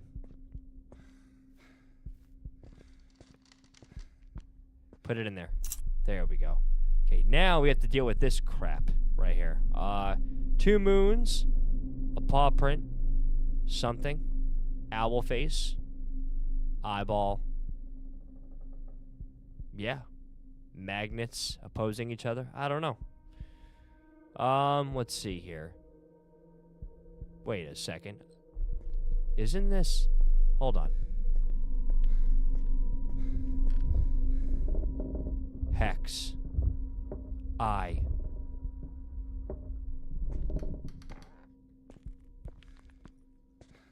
Let's see here. Yep, that makes a lot of sense now.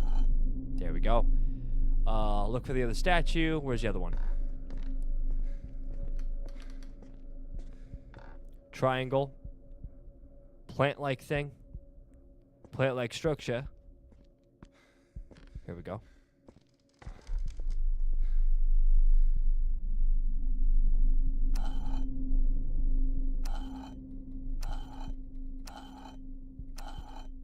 Good. And then the cross is last. Where's the cross, chat? Oh, isn't it up there somewhere? Hold on.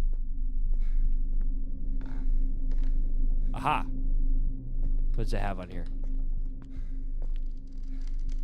The owl face. It's Hedwig. Or Errol.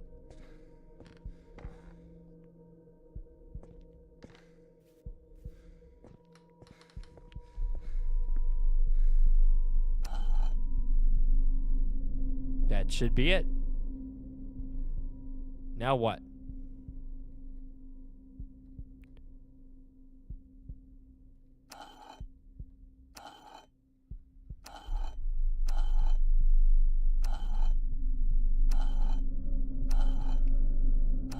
Oh, wait, I'm an idiot. I just looked at the cross. Duh. Wait. Whoa, wait, hold on. What did I just do? Well, hold on. I just messed that up. I just completely messed that up. What was this again? The plant. I did the wrong one. Duh. Whoops. Sorry. Wrong one. Like nothing's happening. Yeah, because you ruined the sequence. This is the owl. There we go. We did it, chat. What the heck? Oh, we have a key. There we go.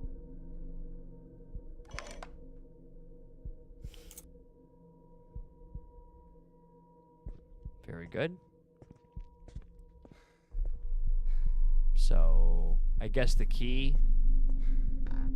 is to go in here.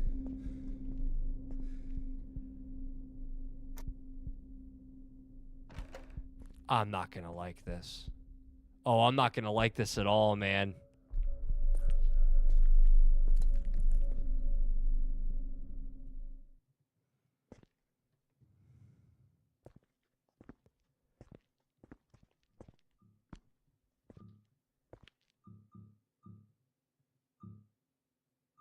Is that her over there? Someone's standing over there.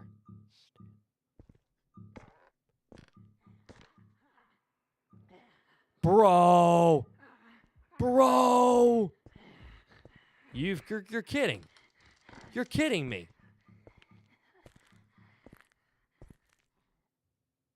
Are you serious right now?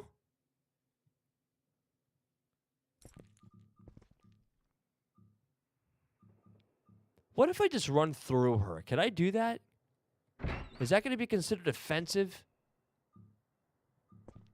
Oh my gosh. That's a lot of tomato juice.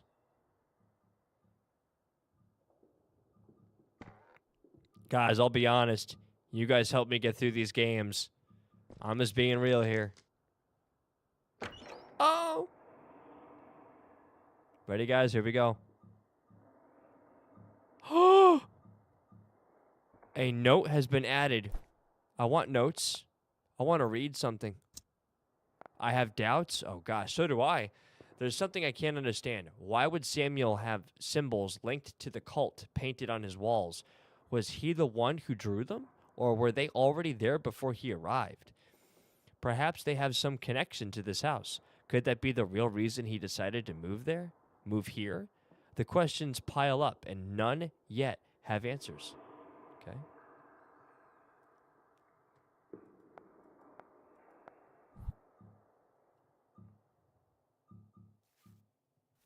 Hey.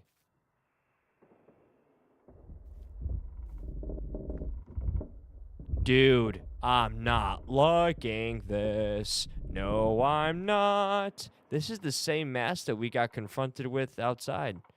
or encountered. Confronted's a bit dramatic. Let's see. Yeah, look at that. What's that sound? Oh, put that down. Put that down. Are you kidding me? She's in the rocking chair? Is she staring into my soul right now? Could be. It's possible.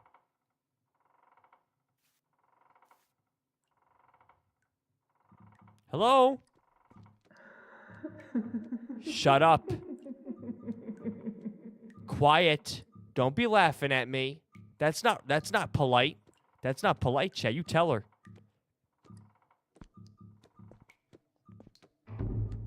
Guys.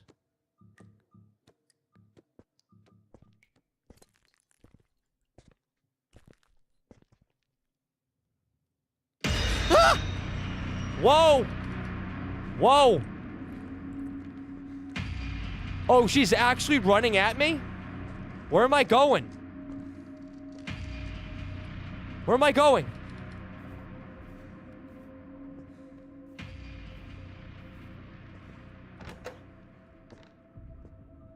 I didn't sign up for this.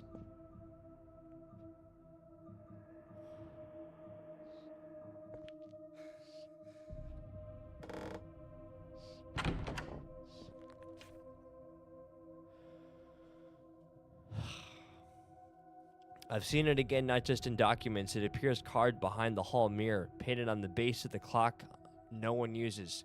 Imprinted in the very core of this house, a triangle, an inverted moon, a closed eye that sometimes seems to open, and 3 lines that descend like the roots of a forgotten thought. I no longer wonder what it represents. I wonder what it thinks when I look at it. In ancient texts, they call it someone's symbol, never the cult, never of us.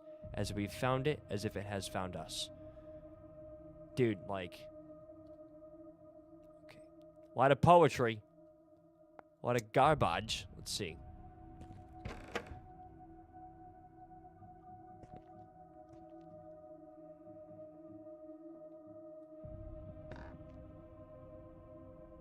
Oh, wait. I'm going this way. No, I'm not. I'm going this way.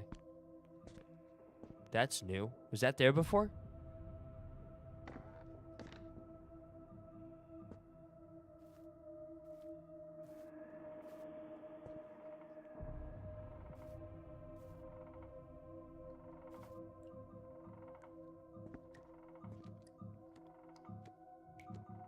Here we go.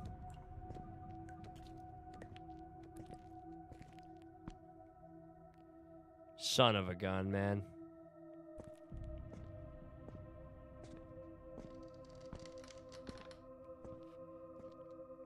Dude, oh my, how big is this house, dude? How big is this house?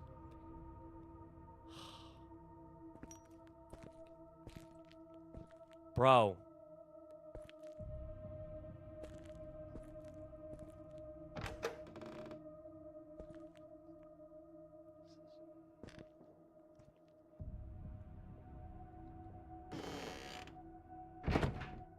Goodness gracious.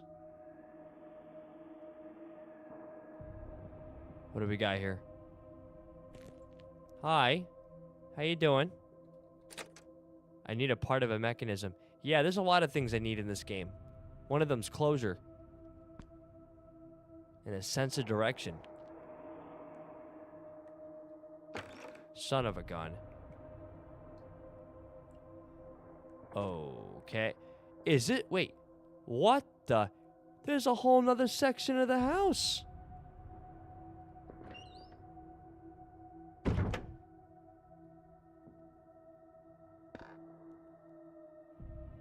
What's over here? Leaves. Okay. What do we got over here? Anything? Anything useful? No. Oh. Oh. Well, that's random. Okay.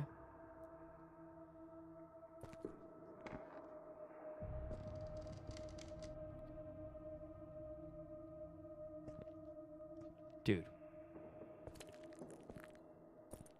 Bro, are you serious? Are you kidding me right now?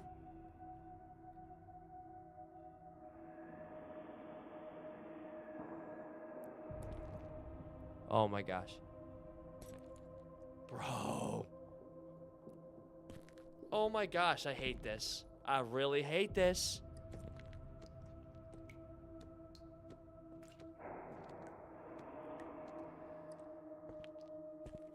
Is she gonna appear on the staircase? Just run!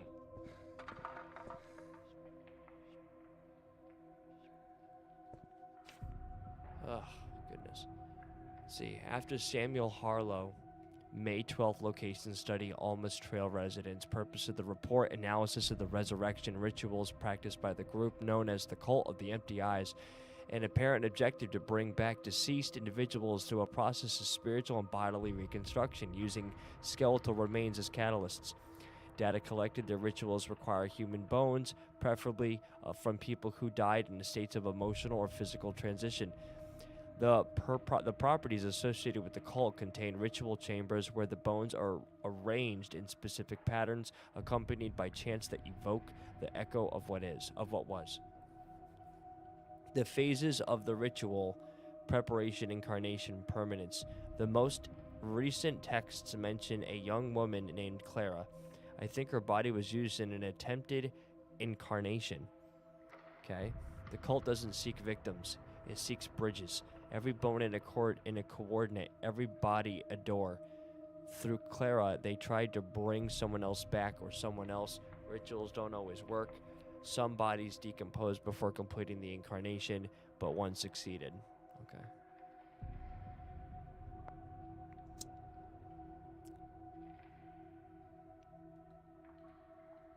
Okay.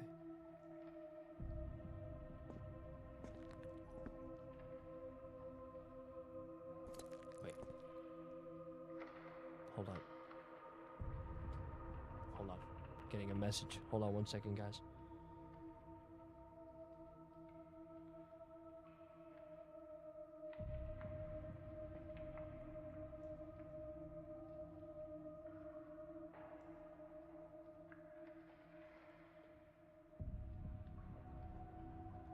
Wait, what? Oh. Yo, guys. You know what? Yeah. Okay, yeah, that's what we're gonna do. I didn't realize it was 1:32 in the morning. We're switching to Silent Hill 2. We had to. I made a promise that we were gonna do that tonight. Yeah, no, I didn't realize how late it was. We're gonna do that. Are we sold with that idea, chat? Are we good with that? That's crazy. Yeah. I'm switching it up.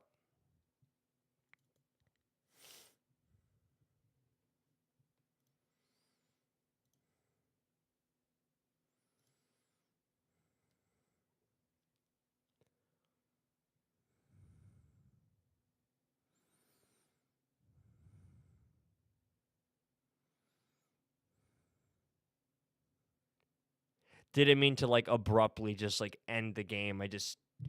I'm not gonna lie to you. A part of me is kind of just over it. You know, it's what it is at this point.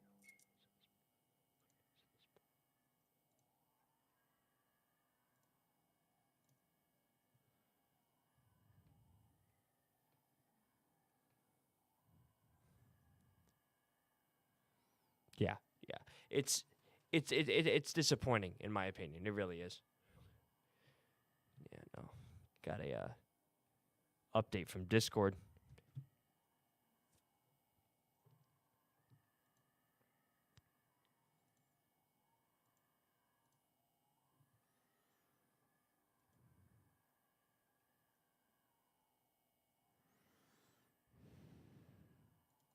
It's starting up, guys. Be patient.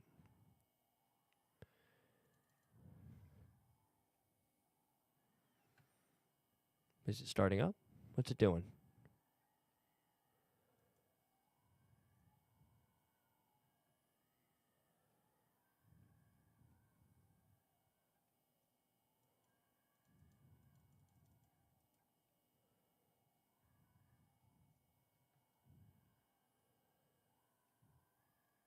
What the heck's going on here?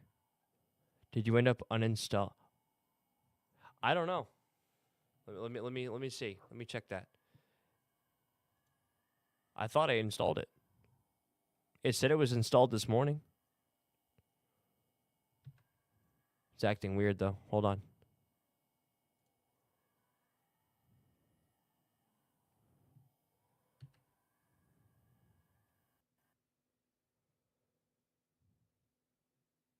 Crashed. Hold on. Yeah, it crashed. Hold on a second, guys. Let's see here. Let me just get rid of Steam real quick. Let me just end it. Yeah, hold on. Let me see if I could help this process along here. Yeah, crash report. Yeah, whatever.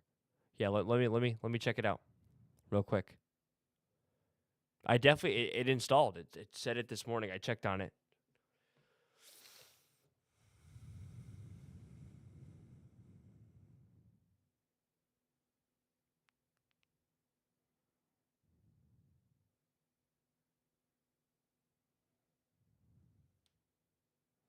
Yeah. No, and I don't know. I don't know. Yeah, I can't get my words out right now. Jeez, man. I've accepted it. Let's see here. Let me check my library here. Yeah, it's installed. It's right here.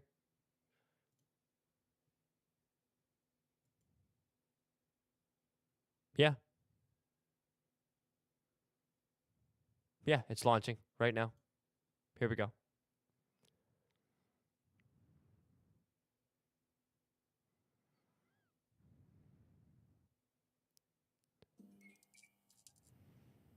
There we go. Got it.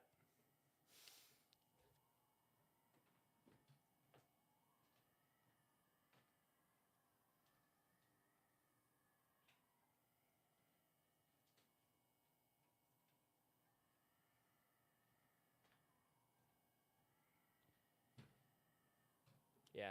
It's unfortunate about that other game though. I was really looking I don't know, man.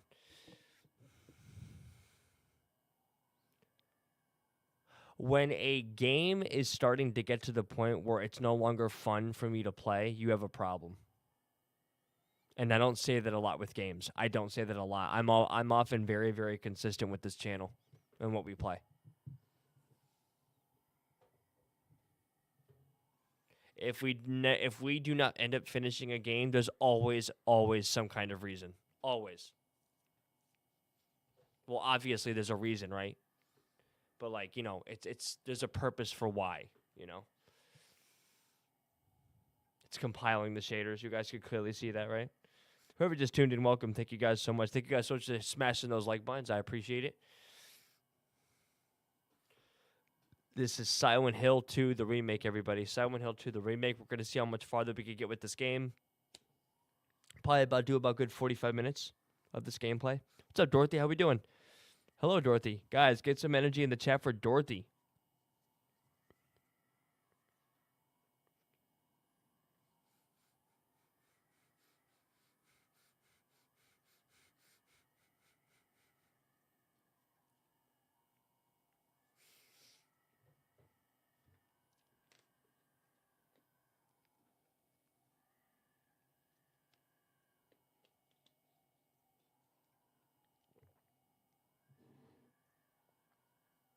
Oh, there you go, Exalted. There you go. He's got the fireworks up and running, man. He's a little too early for the 4th of July. I mean, he is from Canada, so that's irrelevant to him, but yeah.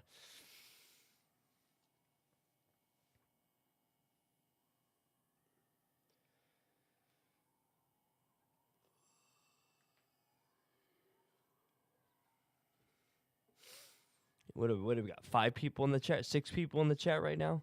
There we go. Yeah, guys, we had 25 people in the chat last night. 25 people. That was unheard of. That was unheard of. I remember when we were playing the game, what was it? It's like 3 years ago. 3 years ago. What was the game? Goodness gracious. It was a Japanese game. Dorothy was there, too. Dorothy was definitely there. What was it? Shoot.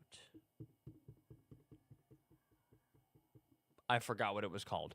But all of a sudden, the viewership spiked to 2,500 people. It was insane. It was insane. It was all God. You're cold? What is, Dorothy, I'm curious, what is cold to you? I'm so curious about your answer. What is it, 49 degrees?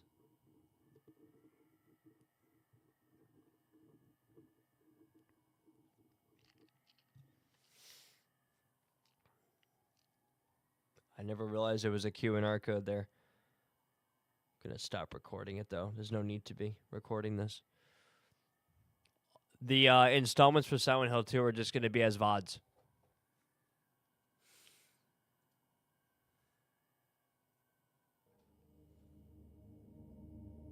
There we go, chat.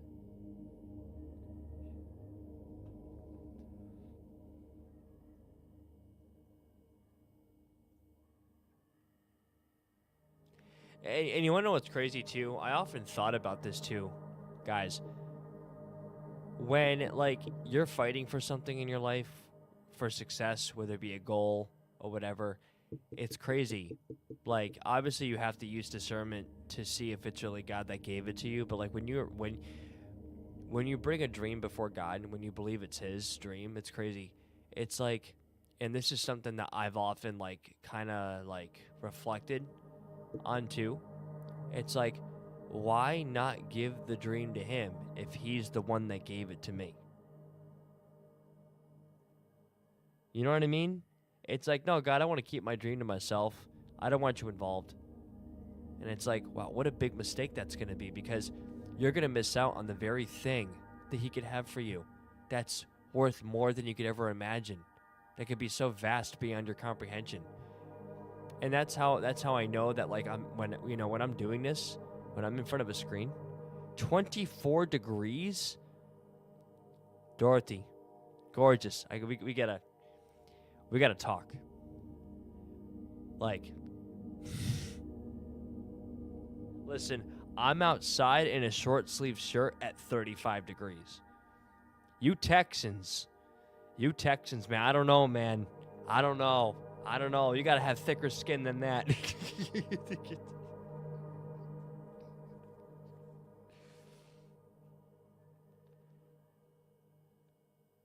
All right, guys. I gotta redo my Bluetooth. Hold on.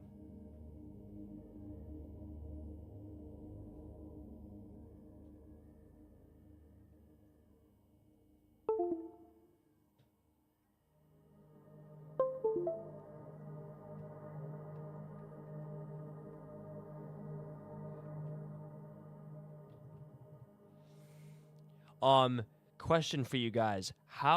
Did anyone see the new Silent Hill 2 adaptation, the movie yet? Because I'm not going to lie, I haven't heard good things. Exalted, have you heard anything?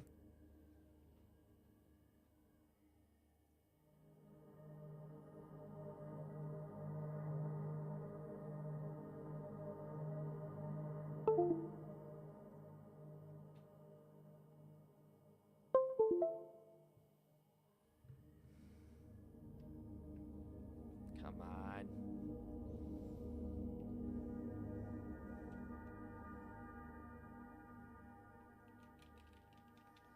It's getting a lot of mixed reviews. I was going to go to the theater, but yeah, a lot of people are saying it's not good. It's coming from fans and just non-fans as well. I pre-ordered the collector's edition steelbook from Amazon, so when it comes out, I'll have it. Yeah, no, that's why I've been kind of skeptical watching it. If there's any opinion I want to hear from, it's from you, because you're the one that actually brought it to my attention. I had no idea it even existed until you kind of came into the picture. So, I mean, a part of me was a little skeptical too, because they tend to suck at making adaptations to games. And I know I've said that before in the trailer reaction. The way that movie looks, the atmosphere. Yeah, no, like it's for sure. And you know what? And it's funny. Like you're gonna have critics for everything. You can't run away from it. You could have the best looking movie the world or cinema has to offer, and people are gonna still find something wrong with it because they had nothing better to do.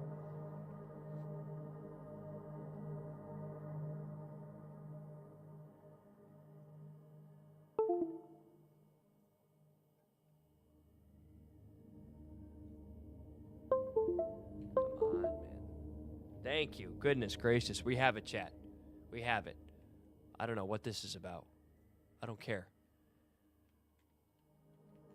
What is this? What just happened? What? I don't care about any of this. Get this out of here. Thank you. Okay. So I'm still supporting it. Yeah, no, it's a $23 million budget compared to a 50. Let's see. It's $23 million budget though as well compared to the first movie, which is 50 also. Wait, so you're saying the first movie was on a $50 million budget? Is that what you're telling me? Forgetting that this was an independently made as well as Chris. Gotcha. Okay. Yeah, did you just say that the first movie was 50 million and this one's 23? Okay. Wow. Okay. Yeah, no, but I will say, I mean, the trailer looks good. It did look good. All right, guys, here we go. You guys ready? Let's have some fun.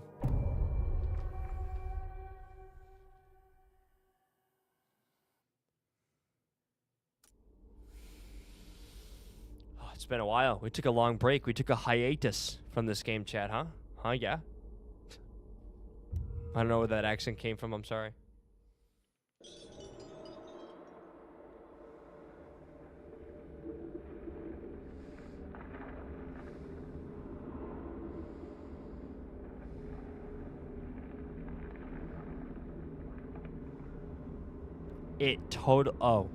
I was gonna say, it totally froze. Okay. Yeah, remember we had to do this?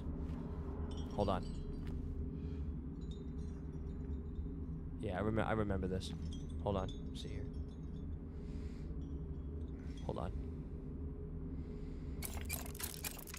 16.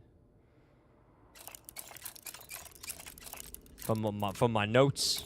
From my notes.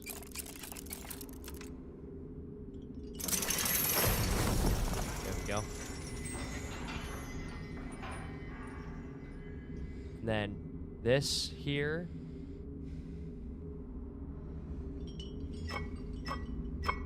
There we go.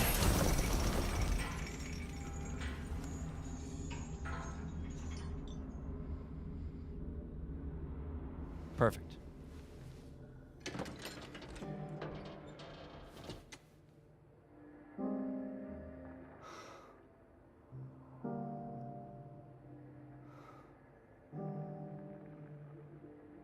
There's nothing in it?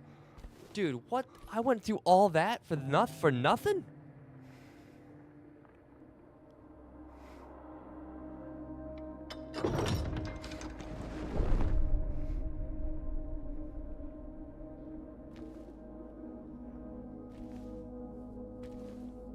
I love the red contrast.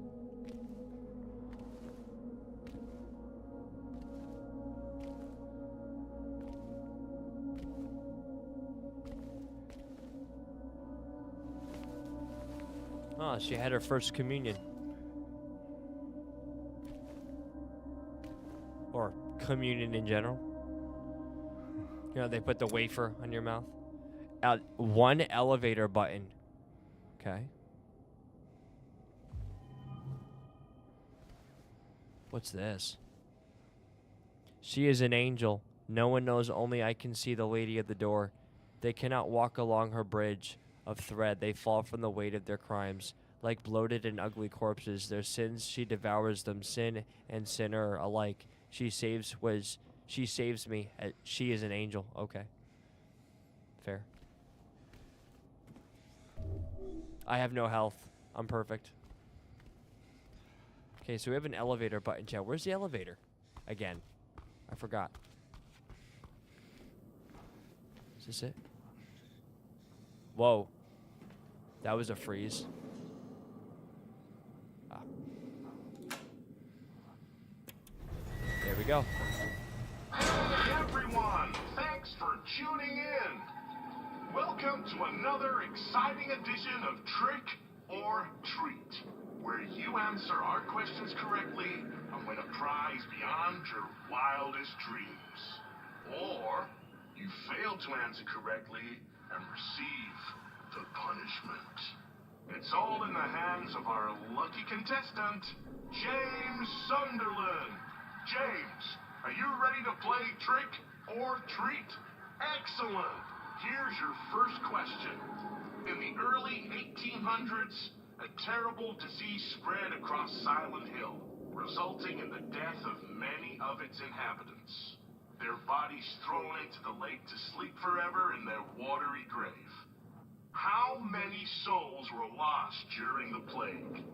1, 42, 2, 67, 3, 85. Know the answer? Well, you better hold on to it. I don't You never know. know when it might come in handy. How about everybody? Now, on to the second question. Follow Sanders Street heading east and further on to the outskirts of town. One and only one road will take you towards the lumber yard and the cemetery. What is the name of that road? 1, Bachman Road. 2, Munson Street. 3, Wiltsey Road. Did you get that? I sure as hell hope so. And for a third and final question, Silent Hill witnessed a gruesome murder a few years back. A brother and sister were playing in the road when they were attacked and chopped into pieces with an axe. Torn flesh, smashed bones, splattered blood. What a terrible tragedy. What a gruesome end to such innocent lives. One of the victims was a local boy named Billy Loquet. But what was the name of the other victim? Billy's sister. 1, Miriam. 2, Heather. 3, Julia. Well, that's the last of our questions. Have you got it all figured out? If so, fantastic. The time will soon come to collect your prizes. But be careful. If you're wrong, well, looks like that's all the time we have for today, folks. Thanks for tuning in. See you somewhere, sometime, in sickness or in health. Bye-bye. I thought that was an actual person, like, talking to me. What the hell was that? Yeah, that was so weird.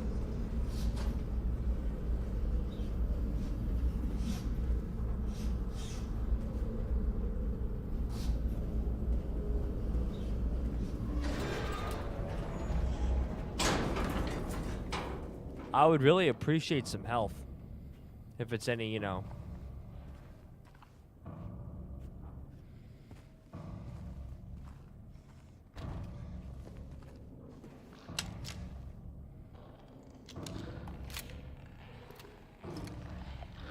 Bro. Come on, dude.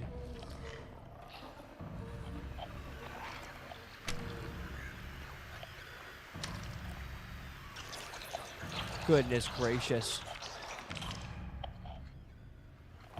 I'm so low on health.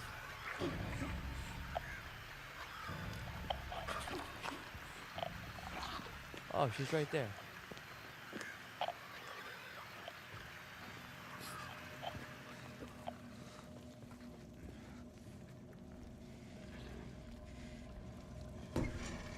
I just would like some health. That's it. Right, chat? Is that too hard to ask? Like, too much to ask? Like, it shouldn't be, right? What's in here? Any health? Look in the boxes. It's all about the boxes.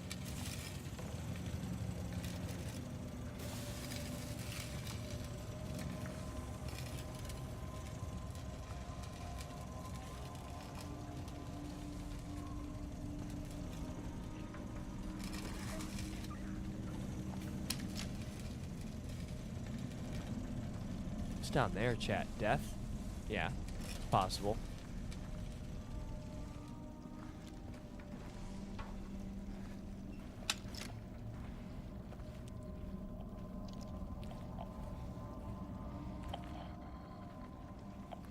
Not liking this, chat. Oh, there's something there.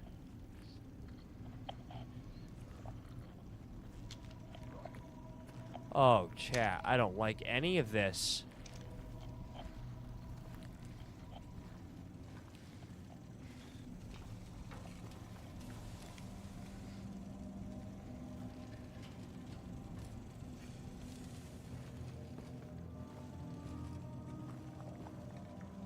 Trying to see if there's anything we could.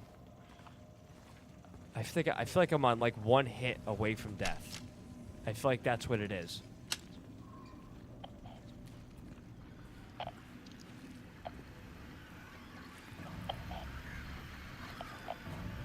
I hate my life.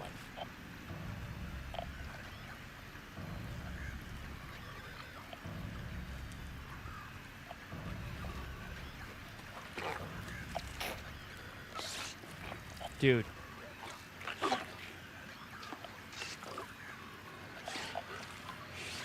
Oh my gosh. Whoa! It's a guy. Get out of the way. I hit with it. Please. Please, I need health. I'm within an inch of my life.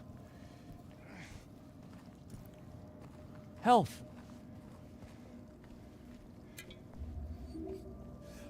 Thank you. It's something, but I'm still weak.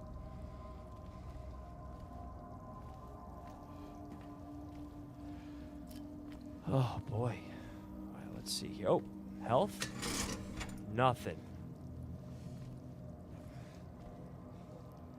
Let's see. Yo, Brittany, this game. Yo, Brittany. Brittany is back in action, everybody. Get some energy in the chat for Brittany. Yep, yep. What's up, Brittany? How we doing tonight? Game is amazing. Yeah, this game is definitely a masterpiece. 100%. I agree. Christ Exalted was the one that actually brought this game to our attention. Guys, get some energy in the chat for freaking Brittany, everybody. Brittany.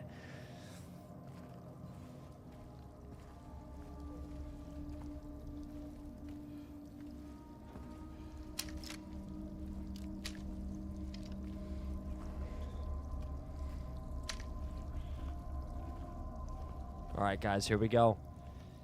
I got a wall hug.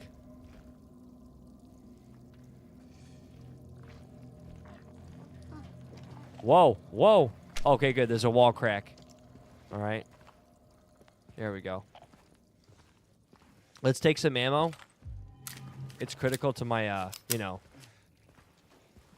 mental capacity here. All right, let's see. I got to be careful here, chat. A lot could go wrong. Hold on. Is it? Can I shoot them through this thing? That'd be so cool if I could do that. Hello? Hello?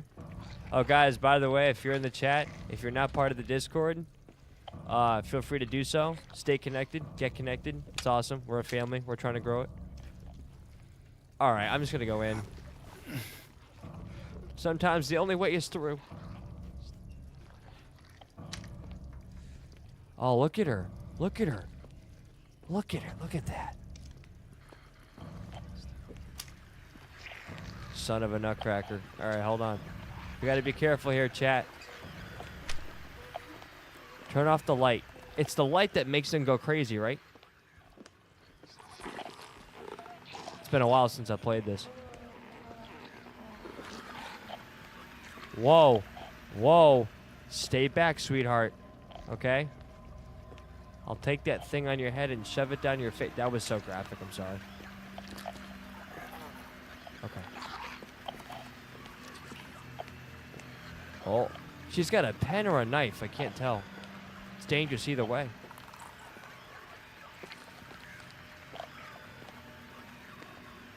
Just use stealth. Just go the other way. That's all.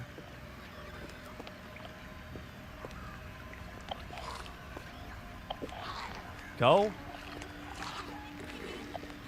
Look at her. Like, she just wants a hug, but I would give it to her, but like, she's dangerous. You know what I mean? I don't need that toxicity in my life, chat. I just don't. Oh. Hold on. I'm avoiding her. I'm not risking my health.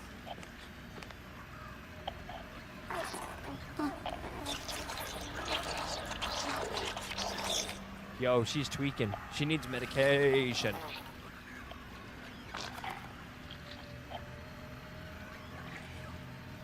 Come on, go the other way. Come on. Come on.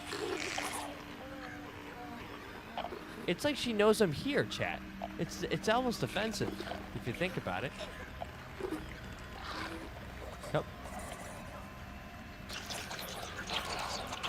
Dude, that's insane, man. There, yeah, she's moving on. She's moving on. There's nothing here for her. She's accepted it. She's accepted it. Okay. Are we good here? Are we good? I feel like stealth was the best way to handle that scenario, chat. Here we go. Brittany, did you beat this game?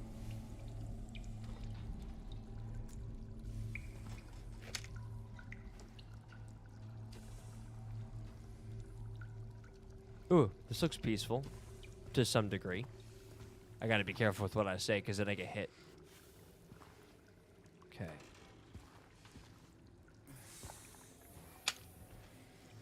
Oh, perfect. There you go. See, I like having people in the chat that have actually had experiences with this game, so that way if I have trouble and just kind of suck at it, I get help. It helps me. Let's see, what's in here? Oh, it's a ring. Copper ring. Fantastic. Oh. James.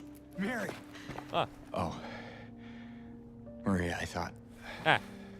Sorry. I left you hanging. Anyway, I'm glad you're alive. Anyway? What do you mean, anyway? I was almost killed back there. I have never been so scared in my whole life. All you care about is that dead wife of yours. You couldn't care less about me, could you? No, I just... Then stay with me. Don't leave me alone again. You're supposed to take care of me.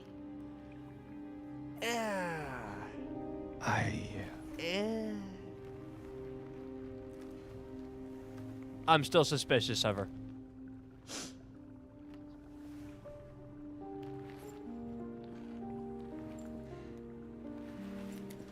So what about Laura?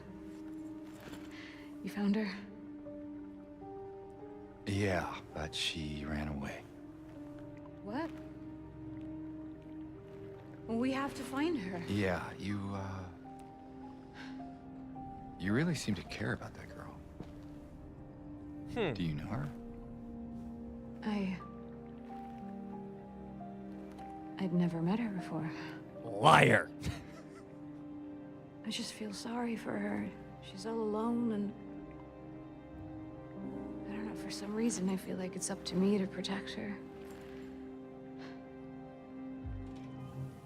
Almost like Come I'm on, trying to, let's like, go you know, look for her.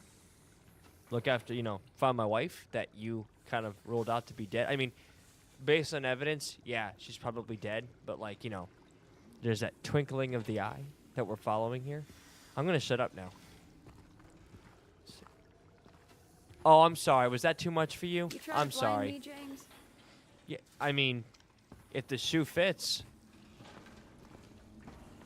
We all know I love giving her a hard time, right, chat? You're supposed to take care of me. Actually, I'm under no obligation to do anything, but I will because it's consistent with my character. Dude, James is one of the most loyal people I've ever seen in a video game, hands down.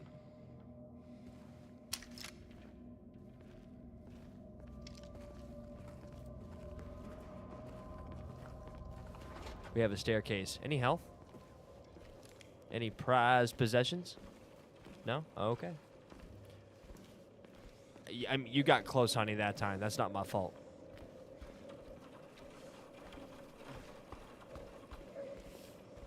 What's over here? Interesting. Well, I'm not gonna lie. It kind of feels nice to have her back. It's been getting a little lonely.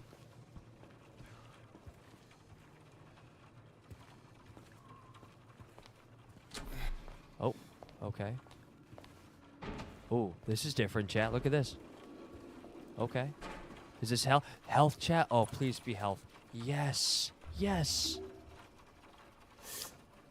Yes. We're back. We've been nursed back to health. Thank you. We've been restored. Can we go through here? No, we can't. Okay. Let's go over here. I don't know if we're going the right way, chat. I'm kind of just going based on a hunch. What the hell is that? Oh. Well, what do you know? A stroll in the rain. How romantic. Maria. What are you talking about? I'm trying to keep things light, James. Just you and me. Yeah. Sorry. Okay. Wow. Is that a pool? That's a very deep pool. It's not a pool at all. Let's see. Let's go over here.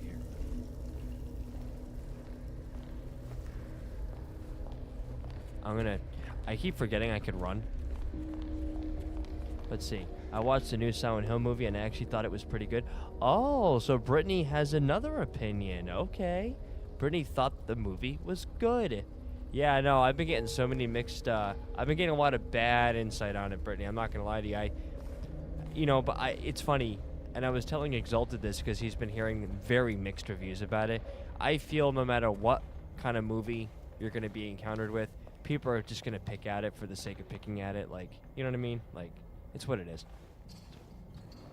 I've watched movies that I thought were great, and people have said the most slanderous things about movies that I actually like and didn't find bad at all. Like, one of the movies that I actually happen to like a lot and people like trash on it so much is the very first Never Back Down. Has anyone ever seen the very first Never Back Down? I love that movie so much.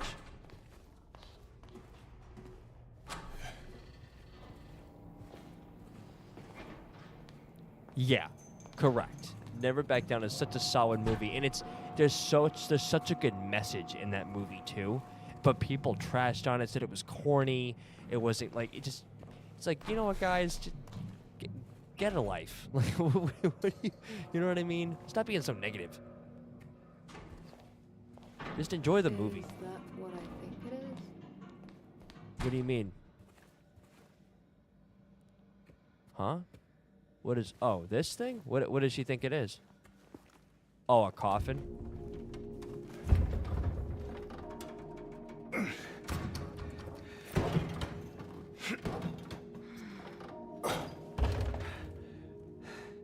Having trouble there? Yeah. You could say that. You think you could give me a hand? Me? You're supposed to be the big man around here. How's a little girl like me supposed to help? Fine.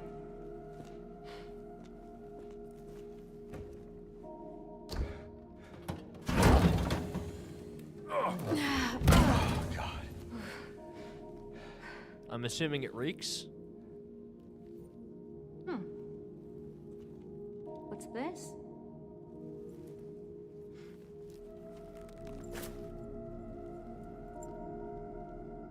Not very cute, is it? We have a copper ring. Here, why don't you take it? Thanks.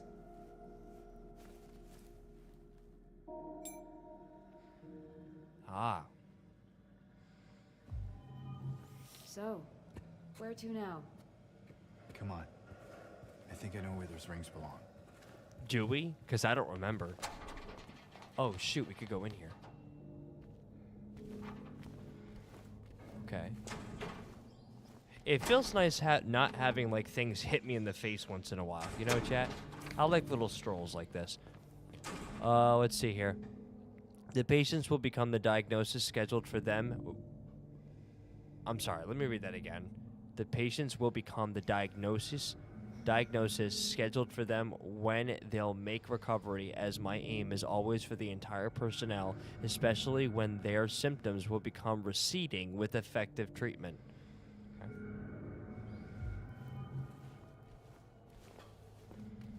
Anything useful over here, chat? Nothing. Awesome.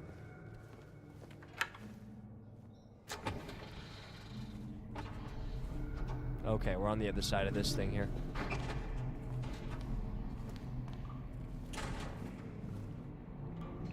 Ah, we're here. Let's save real quick. How you guys enjoying the content this evening? Let's see here. Let's do this here. Brittany, just curious, how'd you find the channel? I'm always curious how people find it. So when I get the chance, if it comes to mind, I ask.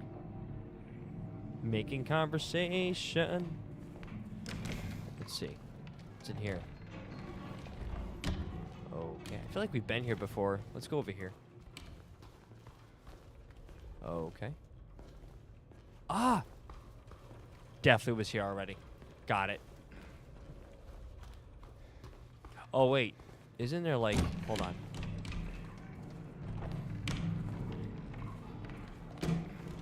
Guess we're going this way. So where do those rings go to?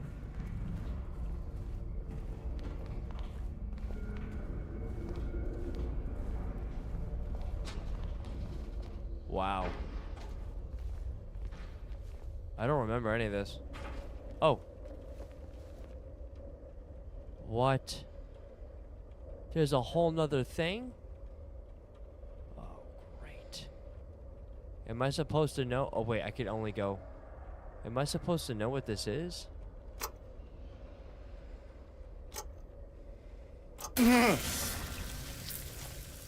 We're not going to do that again. We're not going to guess. We're going to actually know what we're doing and not be idiots. We're going to move on. That was stupid. I didn't think that would actually happen to me. That's what I get for assuming. I'm going to get out of here. Where's the door? Right here. Okay. Where do those rings go?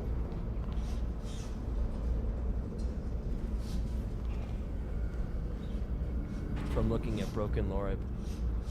Oh. Fair enough. It's fair. By the way, guys, Broken Lore will be coming to you guys. I just kind of compiled... What I basically did was I compiled all of the installments that I did separately from the broadcast, because obviously we didn't finish the game in one broadcast, and I'm basically giving it to you guys in one sitting. Full gameplay. Full. Obviously I edited it where it needed it to be, but other than that, it's all yours, guys. I had to render it. It took like 3.5 hours, 4 hours to render today. It's nuts. Alright, let's see. Where are we going today? We can't do 3. What are we doing, 2?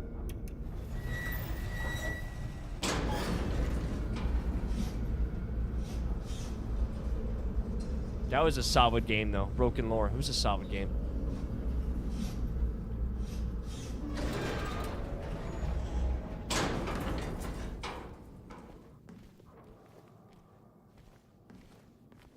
Oh, it brought us back here. What is that? Okay. So are we supposed to... Oh. James, What's wrong? let's just get out of here, okay? She's scared. She's actually scared.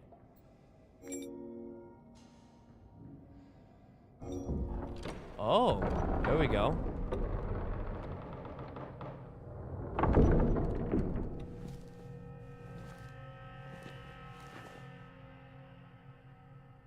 What's wrong? I thought you wanted to get out of here. I know. It's just... something doesn't feel right.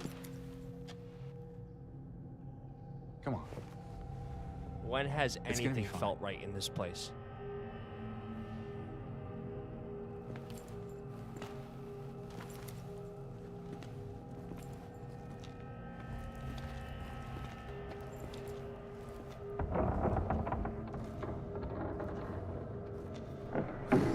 Right? Seriously, when has anything felt right?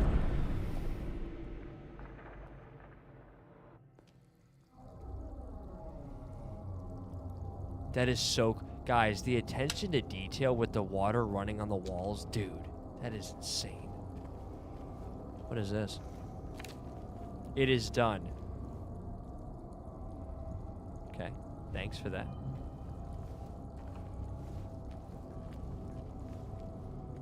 I love how the save thing is on a window. Clever.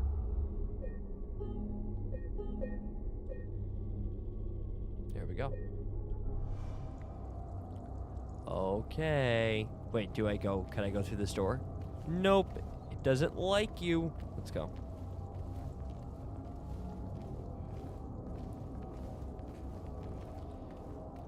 I would fall asleep to the ambience right now that we're currently hearing. Nope. Just run.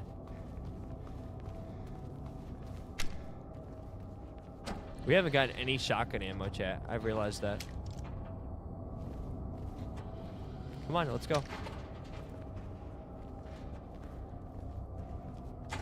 Yo, Brittany, you excited for Resident Evil 9?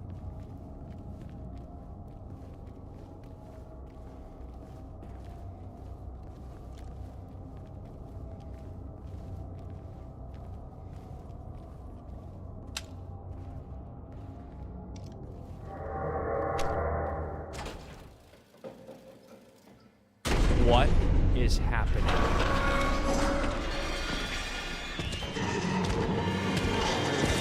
Run! Are you serious right now? There's no way.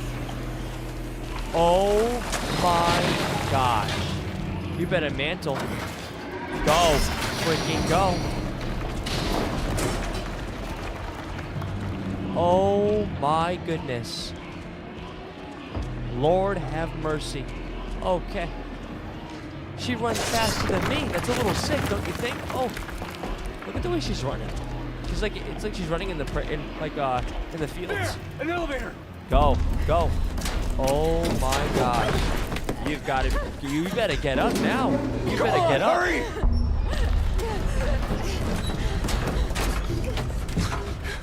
Oh my gosh.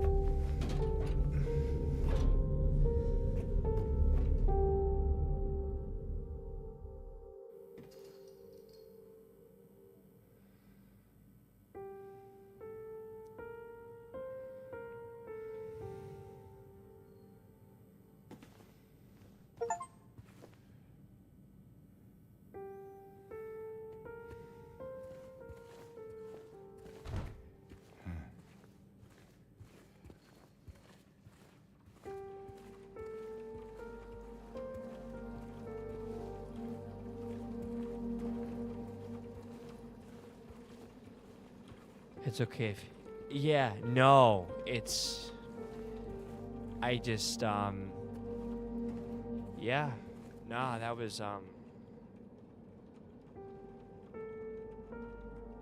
that's why this game's amazing. I love a game with substance, you know, but like, the way she just looked at you when she was stabbed, that got me. Like, that was rough.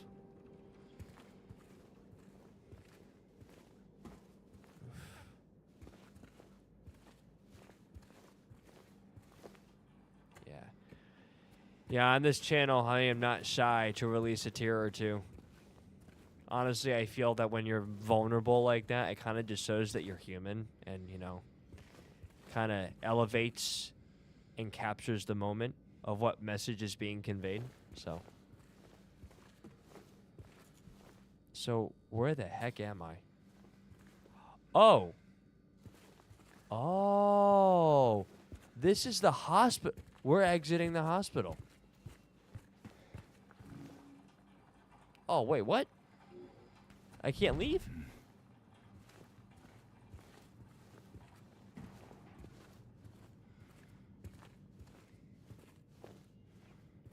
Like, I felt bad because, like, well, I know it's a game, but, like, I don't know. I was suspicious of her, and she ends up just getting absolutely wrecked, execution style.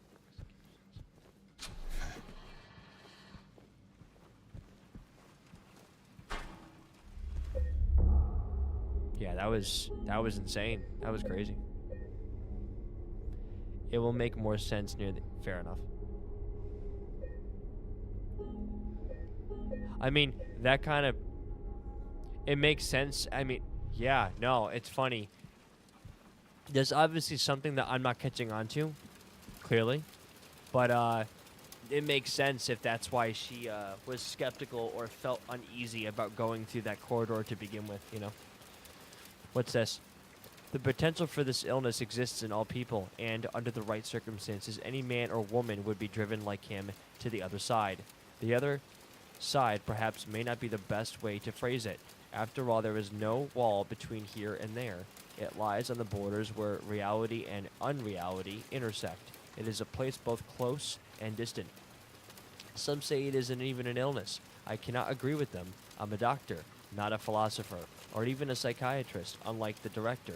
But sometimes I have to ask myself this question. It's true that to us his imaginings are nothing but the inventions of a busy mind. But to him there simply is no other reality. Furthermore, he is happy there. So why I ask myself, why in the name of healing must we drag him painfully into the world of our own reality? Why do I struggle so much with reading things sometimes? Hospital entrance key. There we go. Is someone going to grab us outside that window?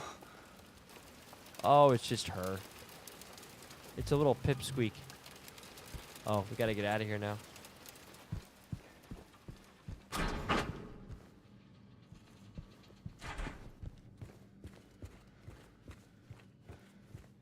Please let me go.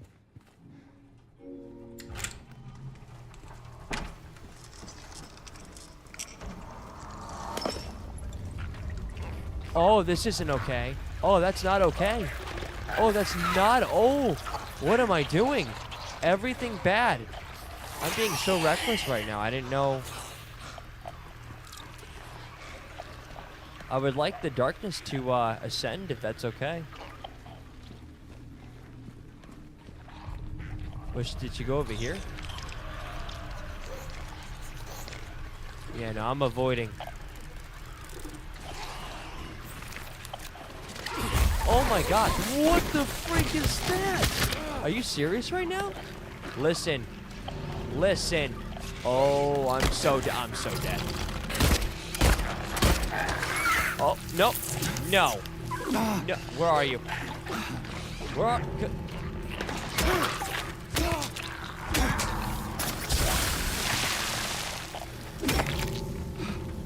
Yeah, I still got it, chat. I still got it.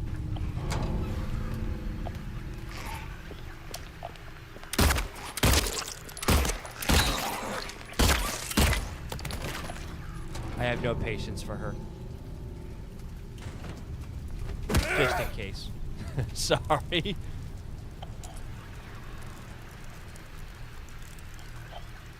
Wait. Where is that thing? Where is it? Is it a creepy crawler? There you are. Thank you. Come again.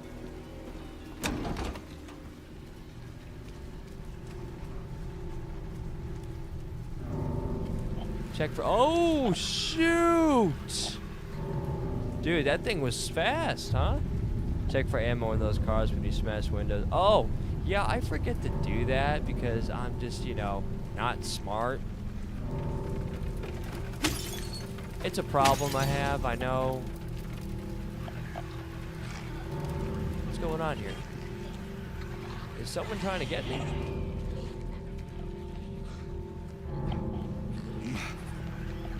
Whoa. Whoa. Nope. Nope. We're going over here. Nope. I have no patience for you. I'm good. I'm all set.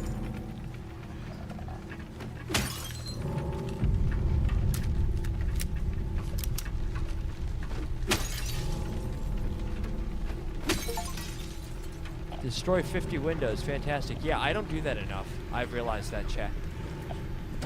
I am a victim of my own freaking stupidity sometimes. I just don't think about it.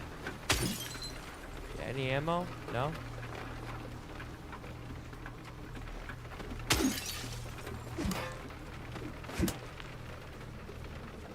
Anything else here? Anything else? Oh. I love how all these cars are on. Like, what the heck is that all about, chat?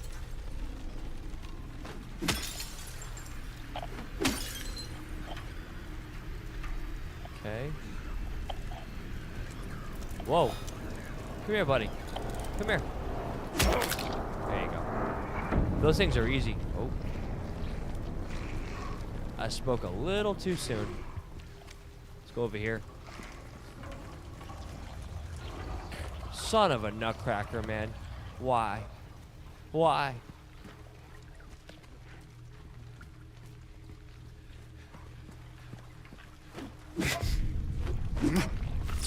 Oh, shoot! Oh, you gotta be kidding me. It's those things with the legs. I don't care. I don't... Just get me out of here. Get me out of here. I want no beef with these things. I've had enough. I have royally... yeah, I'm done. I hate those things so much. They're the most annoying out of all of them, in my opinion.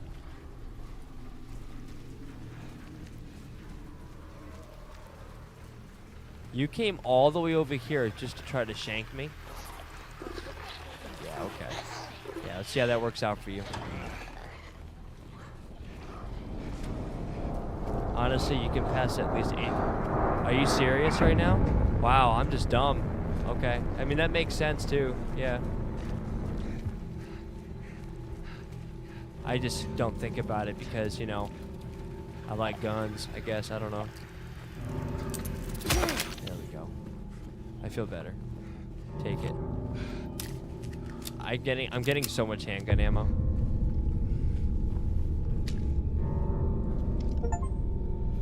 Blunt force trauma. Kill 75 enemies with a melee weapon.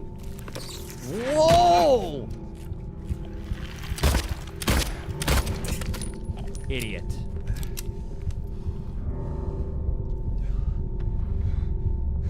Is that shotgun ammo? Totally is.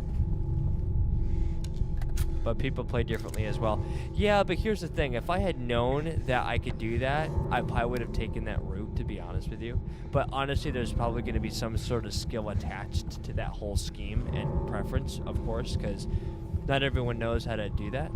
I'm sure they have gameplays of avoiding enemies 100% too. Whoa! What's happening?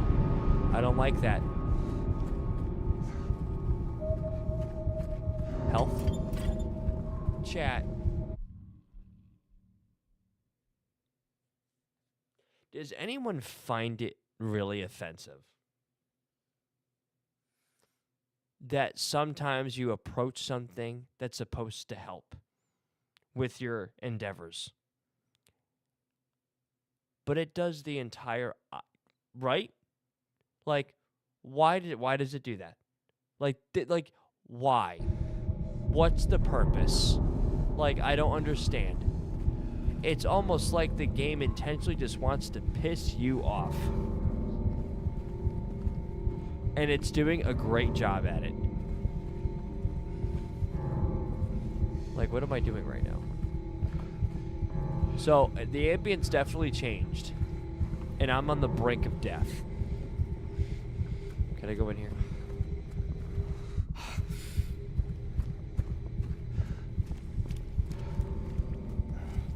Could I jump up here? No. Because it doesn't matter. Doesn't care. Check your map, but I think you're going the right way. Fair enough. I always forget to do that too.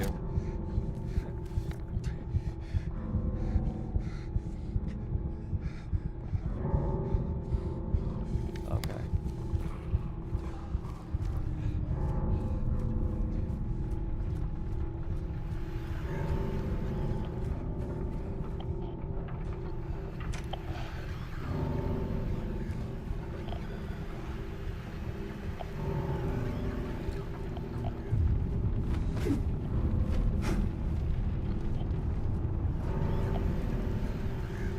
Where is it? Oh my gosh. Nope. No. I have to. I have to. Come here. Come here.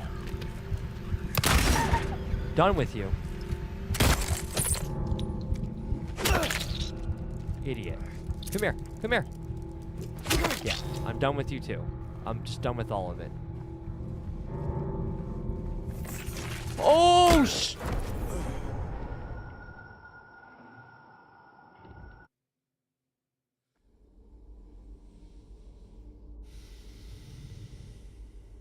those things are literally sprawled out against a wall like it's a fashion magazine. I hate it.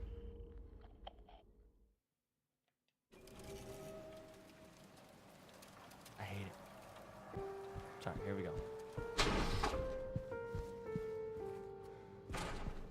Sorry. No, I didn't see, like, did anyone see that? I did not see that. I did not see that thing. Let me see what time it is real quick, guys. Okay. All right. Where's the key? Where am I going? Where was that key again? Yeah, correct. Yeah. Sometimes you gotta do that. I just don't realize you could do that sometimes, you know? Where's that key? Isn't there a key? Ah, there it is.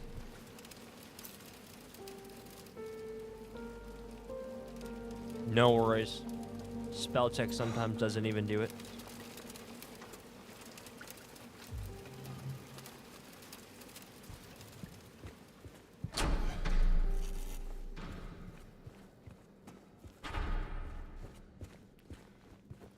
Brittany, do you have Discord?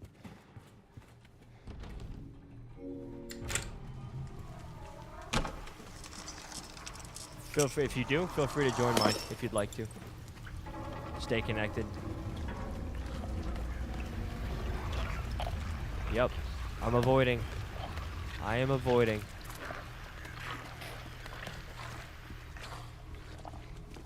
Yep, yeah, I'm not. Nope, I'm good. I'm all set.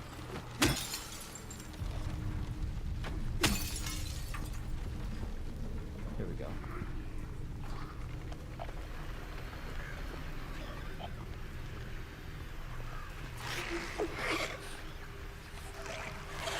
It's funny because I do outrun them to a degree. Oh, you gotta be kidding me, bro! Get away from get away from me. No, we're not playing this game. I'm not doing this. Oh my, okay. All right, I forgot about that thing. Come on, man. Is it still following me?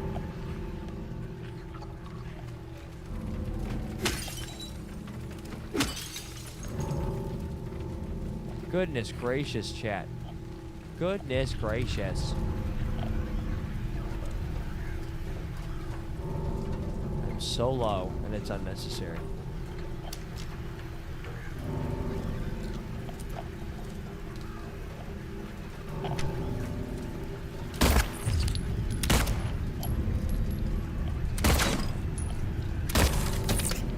Yeah.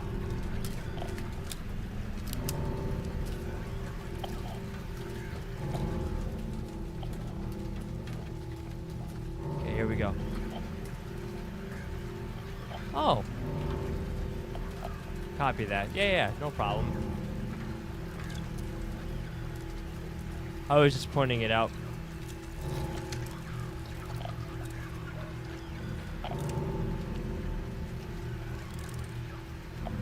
Oh, come on. Okay.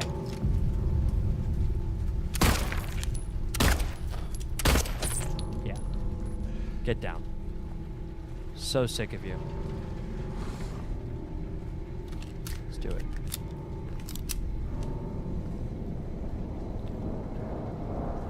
Okay. There's nothing else here, huh? Oh, health? Dude.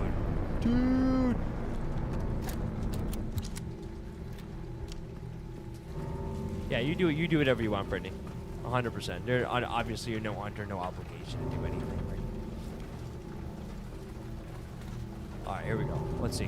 We got to get through here. No trespassing, of course. Anything? I'd like some ammo. It's not too much to ask. You got to be careful, chat. Whoa. I hear something. Am I going the right way, Chad? Like, is there like a hidden door or something in here?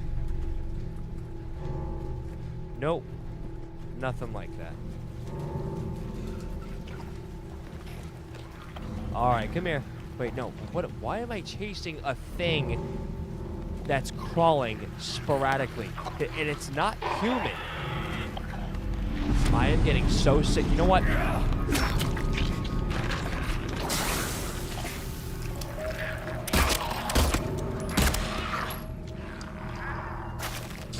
Yeah, you spew that freaking poison.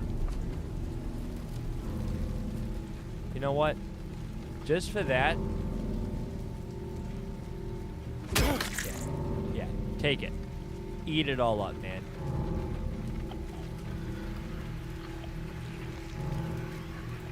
Whoa. What was that, chat? I heard that. This is the right way. I could tell. It looks dark and death-like. Whoa! Hey, beautiful. How we doing? I have a weapon, too. Normally, you don't bring a knife to a gunfight. Oh, I'm sorry. I'm a jerk. Where are you? Where are you?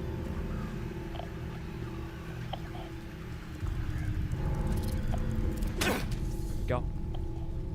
Alright, if I remember correctly, there's some sort of door in one of those garages. I think a wall you have to break. Oh, really? That's fair. Probably this one. Oh! I am so sick of you. I am so sick of those things. Oh, I'm so done with those. I'm so done. Give me health.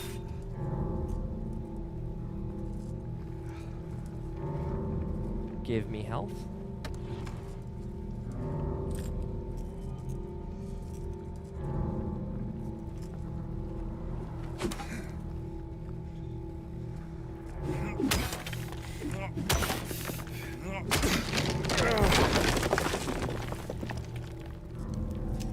Here we go.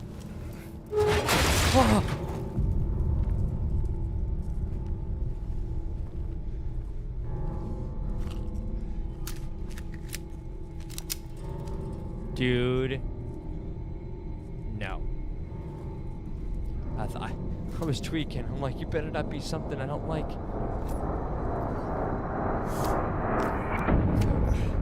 I feel a little better now. I feel a little insecure.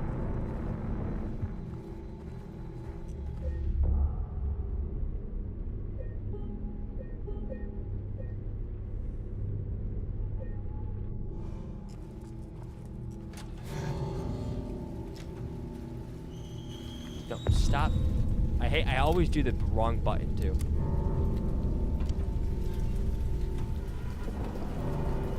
Laura, stop! It's dangerous! Where is she? Where'd she go? Oh!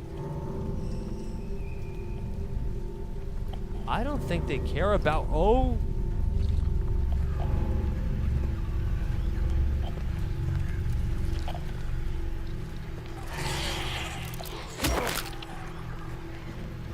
Son of a nutcracker and spice.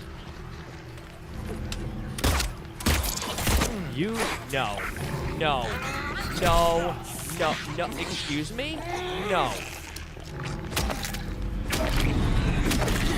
I am going to shank you so hard. Yeah. Yeah.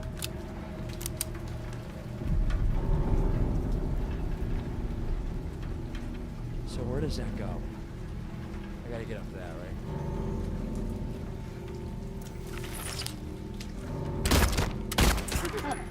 Yeah.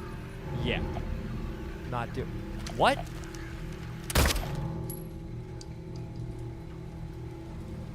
Those things are annoying.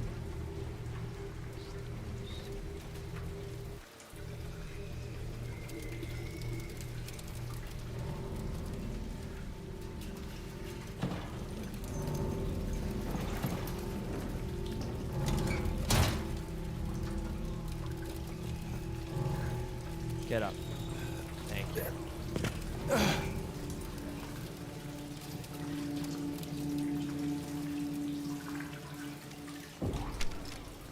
Shoot. Lakeside Diner. I could use some food right now.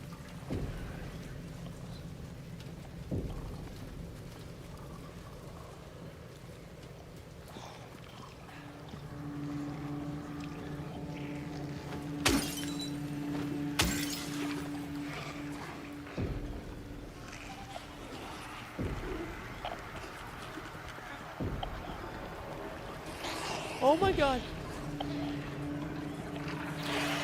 Oh.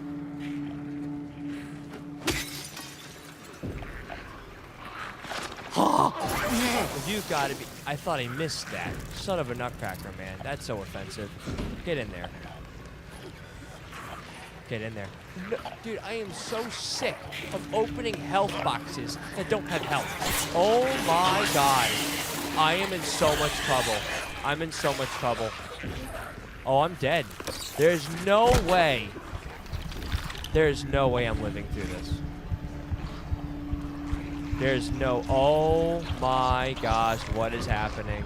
I'm just gonna run straight through, expecting to survive. Yeah, I'm dead. There's so much going on. All right, guys. Well, we're gonna conclude that. Yeah, it's like almost 3 a.m. I gotta call this. But thank you guys so much for tuning in tonight. You guys have been a blast. Okay, I will let you guys know when we are live next, and I will be getting content that we've done in our past broadcasts, uploading them to you as individual segments for your convenience. Okay, drop likes, drop comments. I love you guys so much. God bless you guys, and yeah, stay alert. Okay, everybody, and I will see you guys in the Discord. Take care, everybody. God bless you. Jesus loves you, and I do too. All right? Take care, everybody. Thank you so much. Have a good night. And stay warm. You too, Dorothy. Stay warm.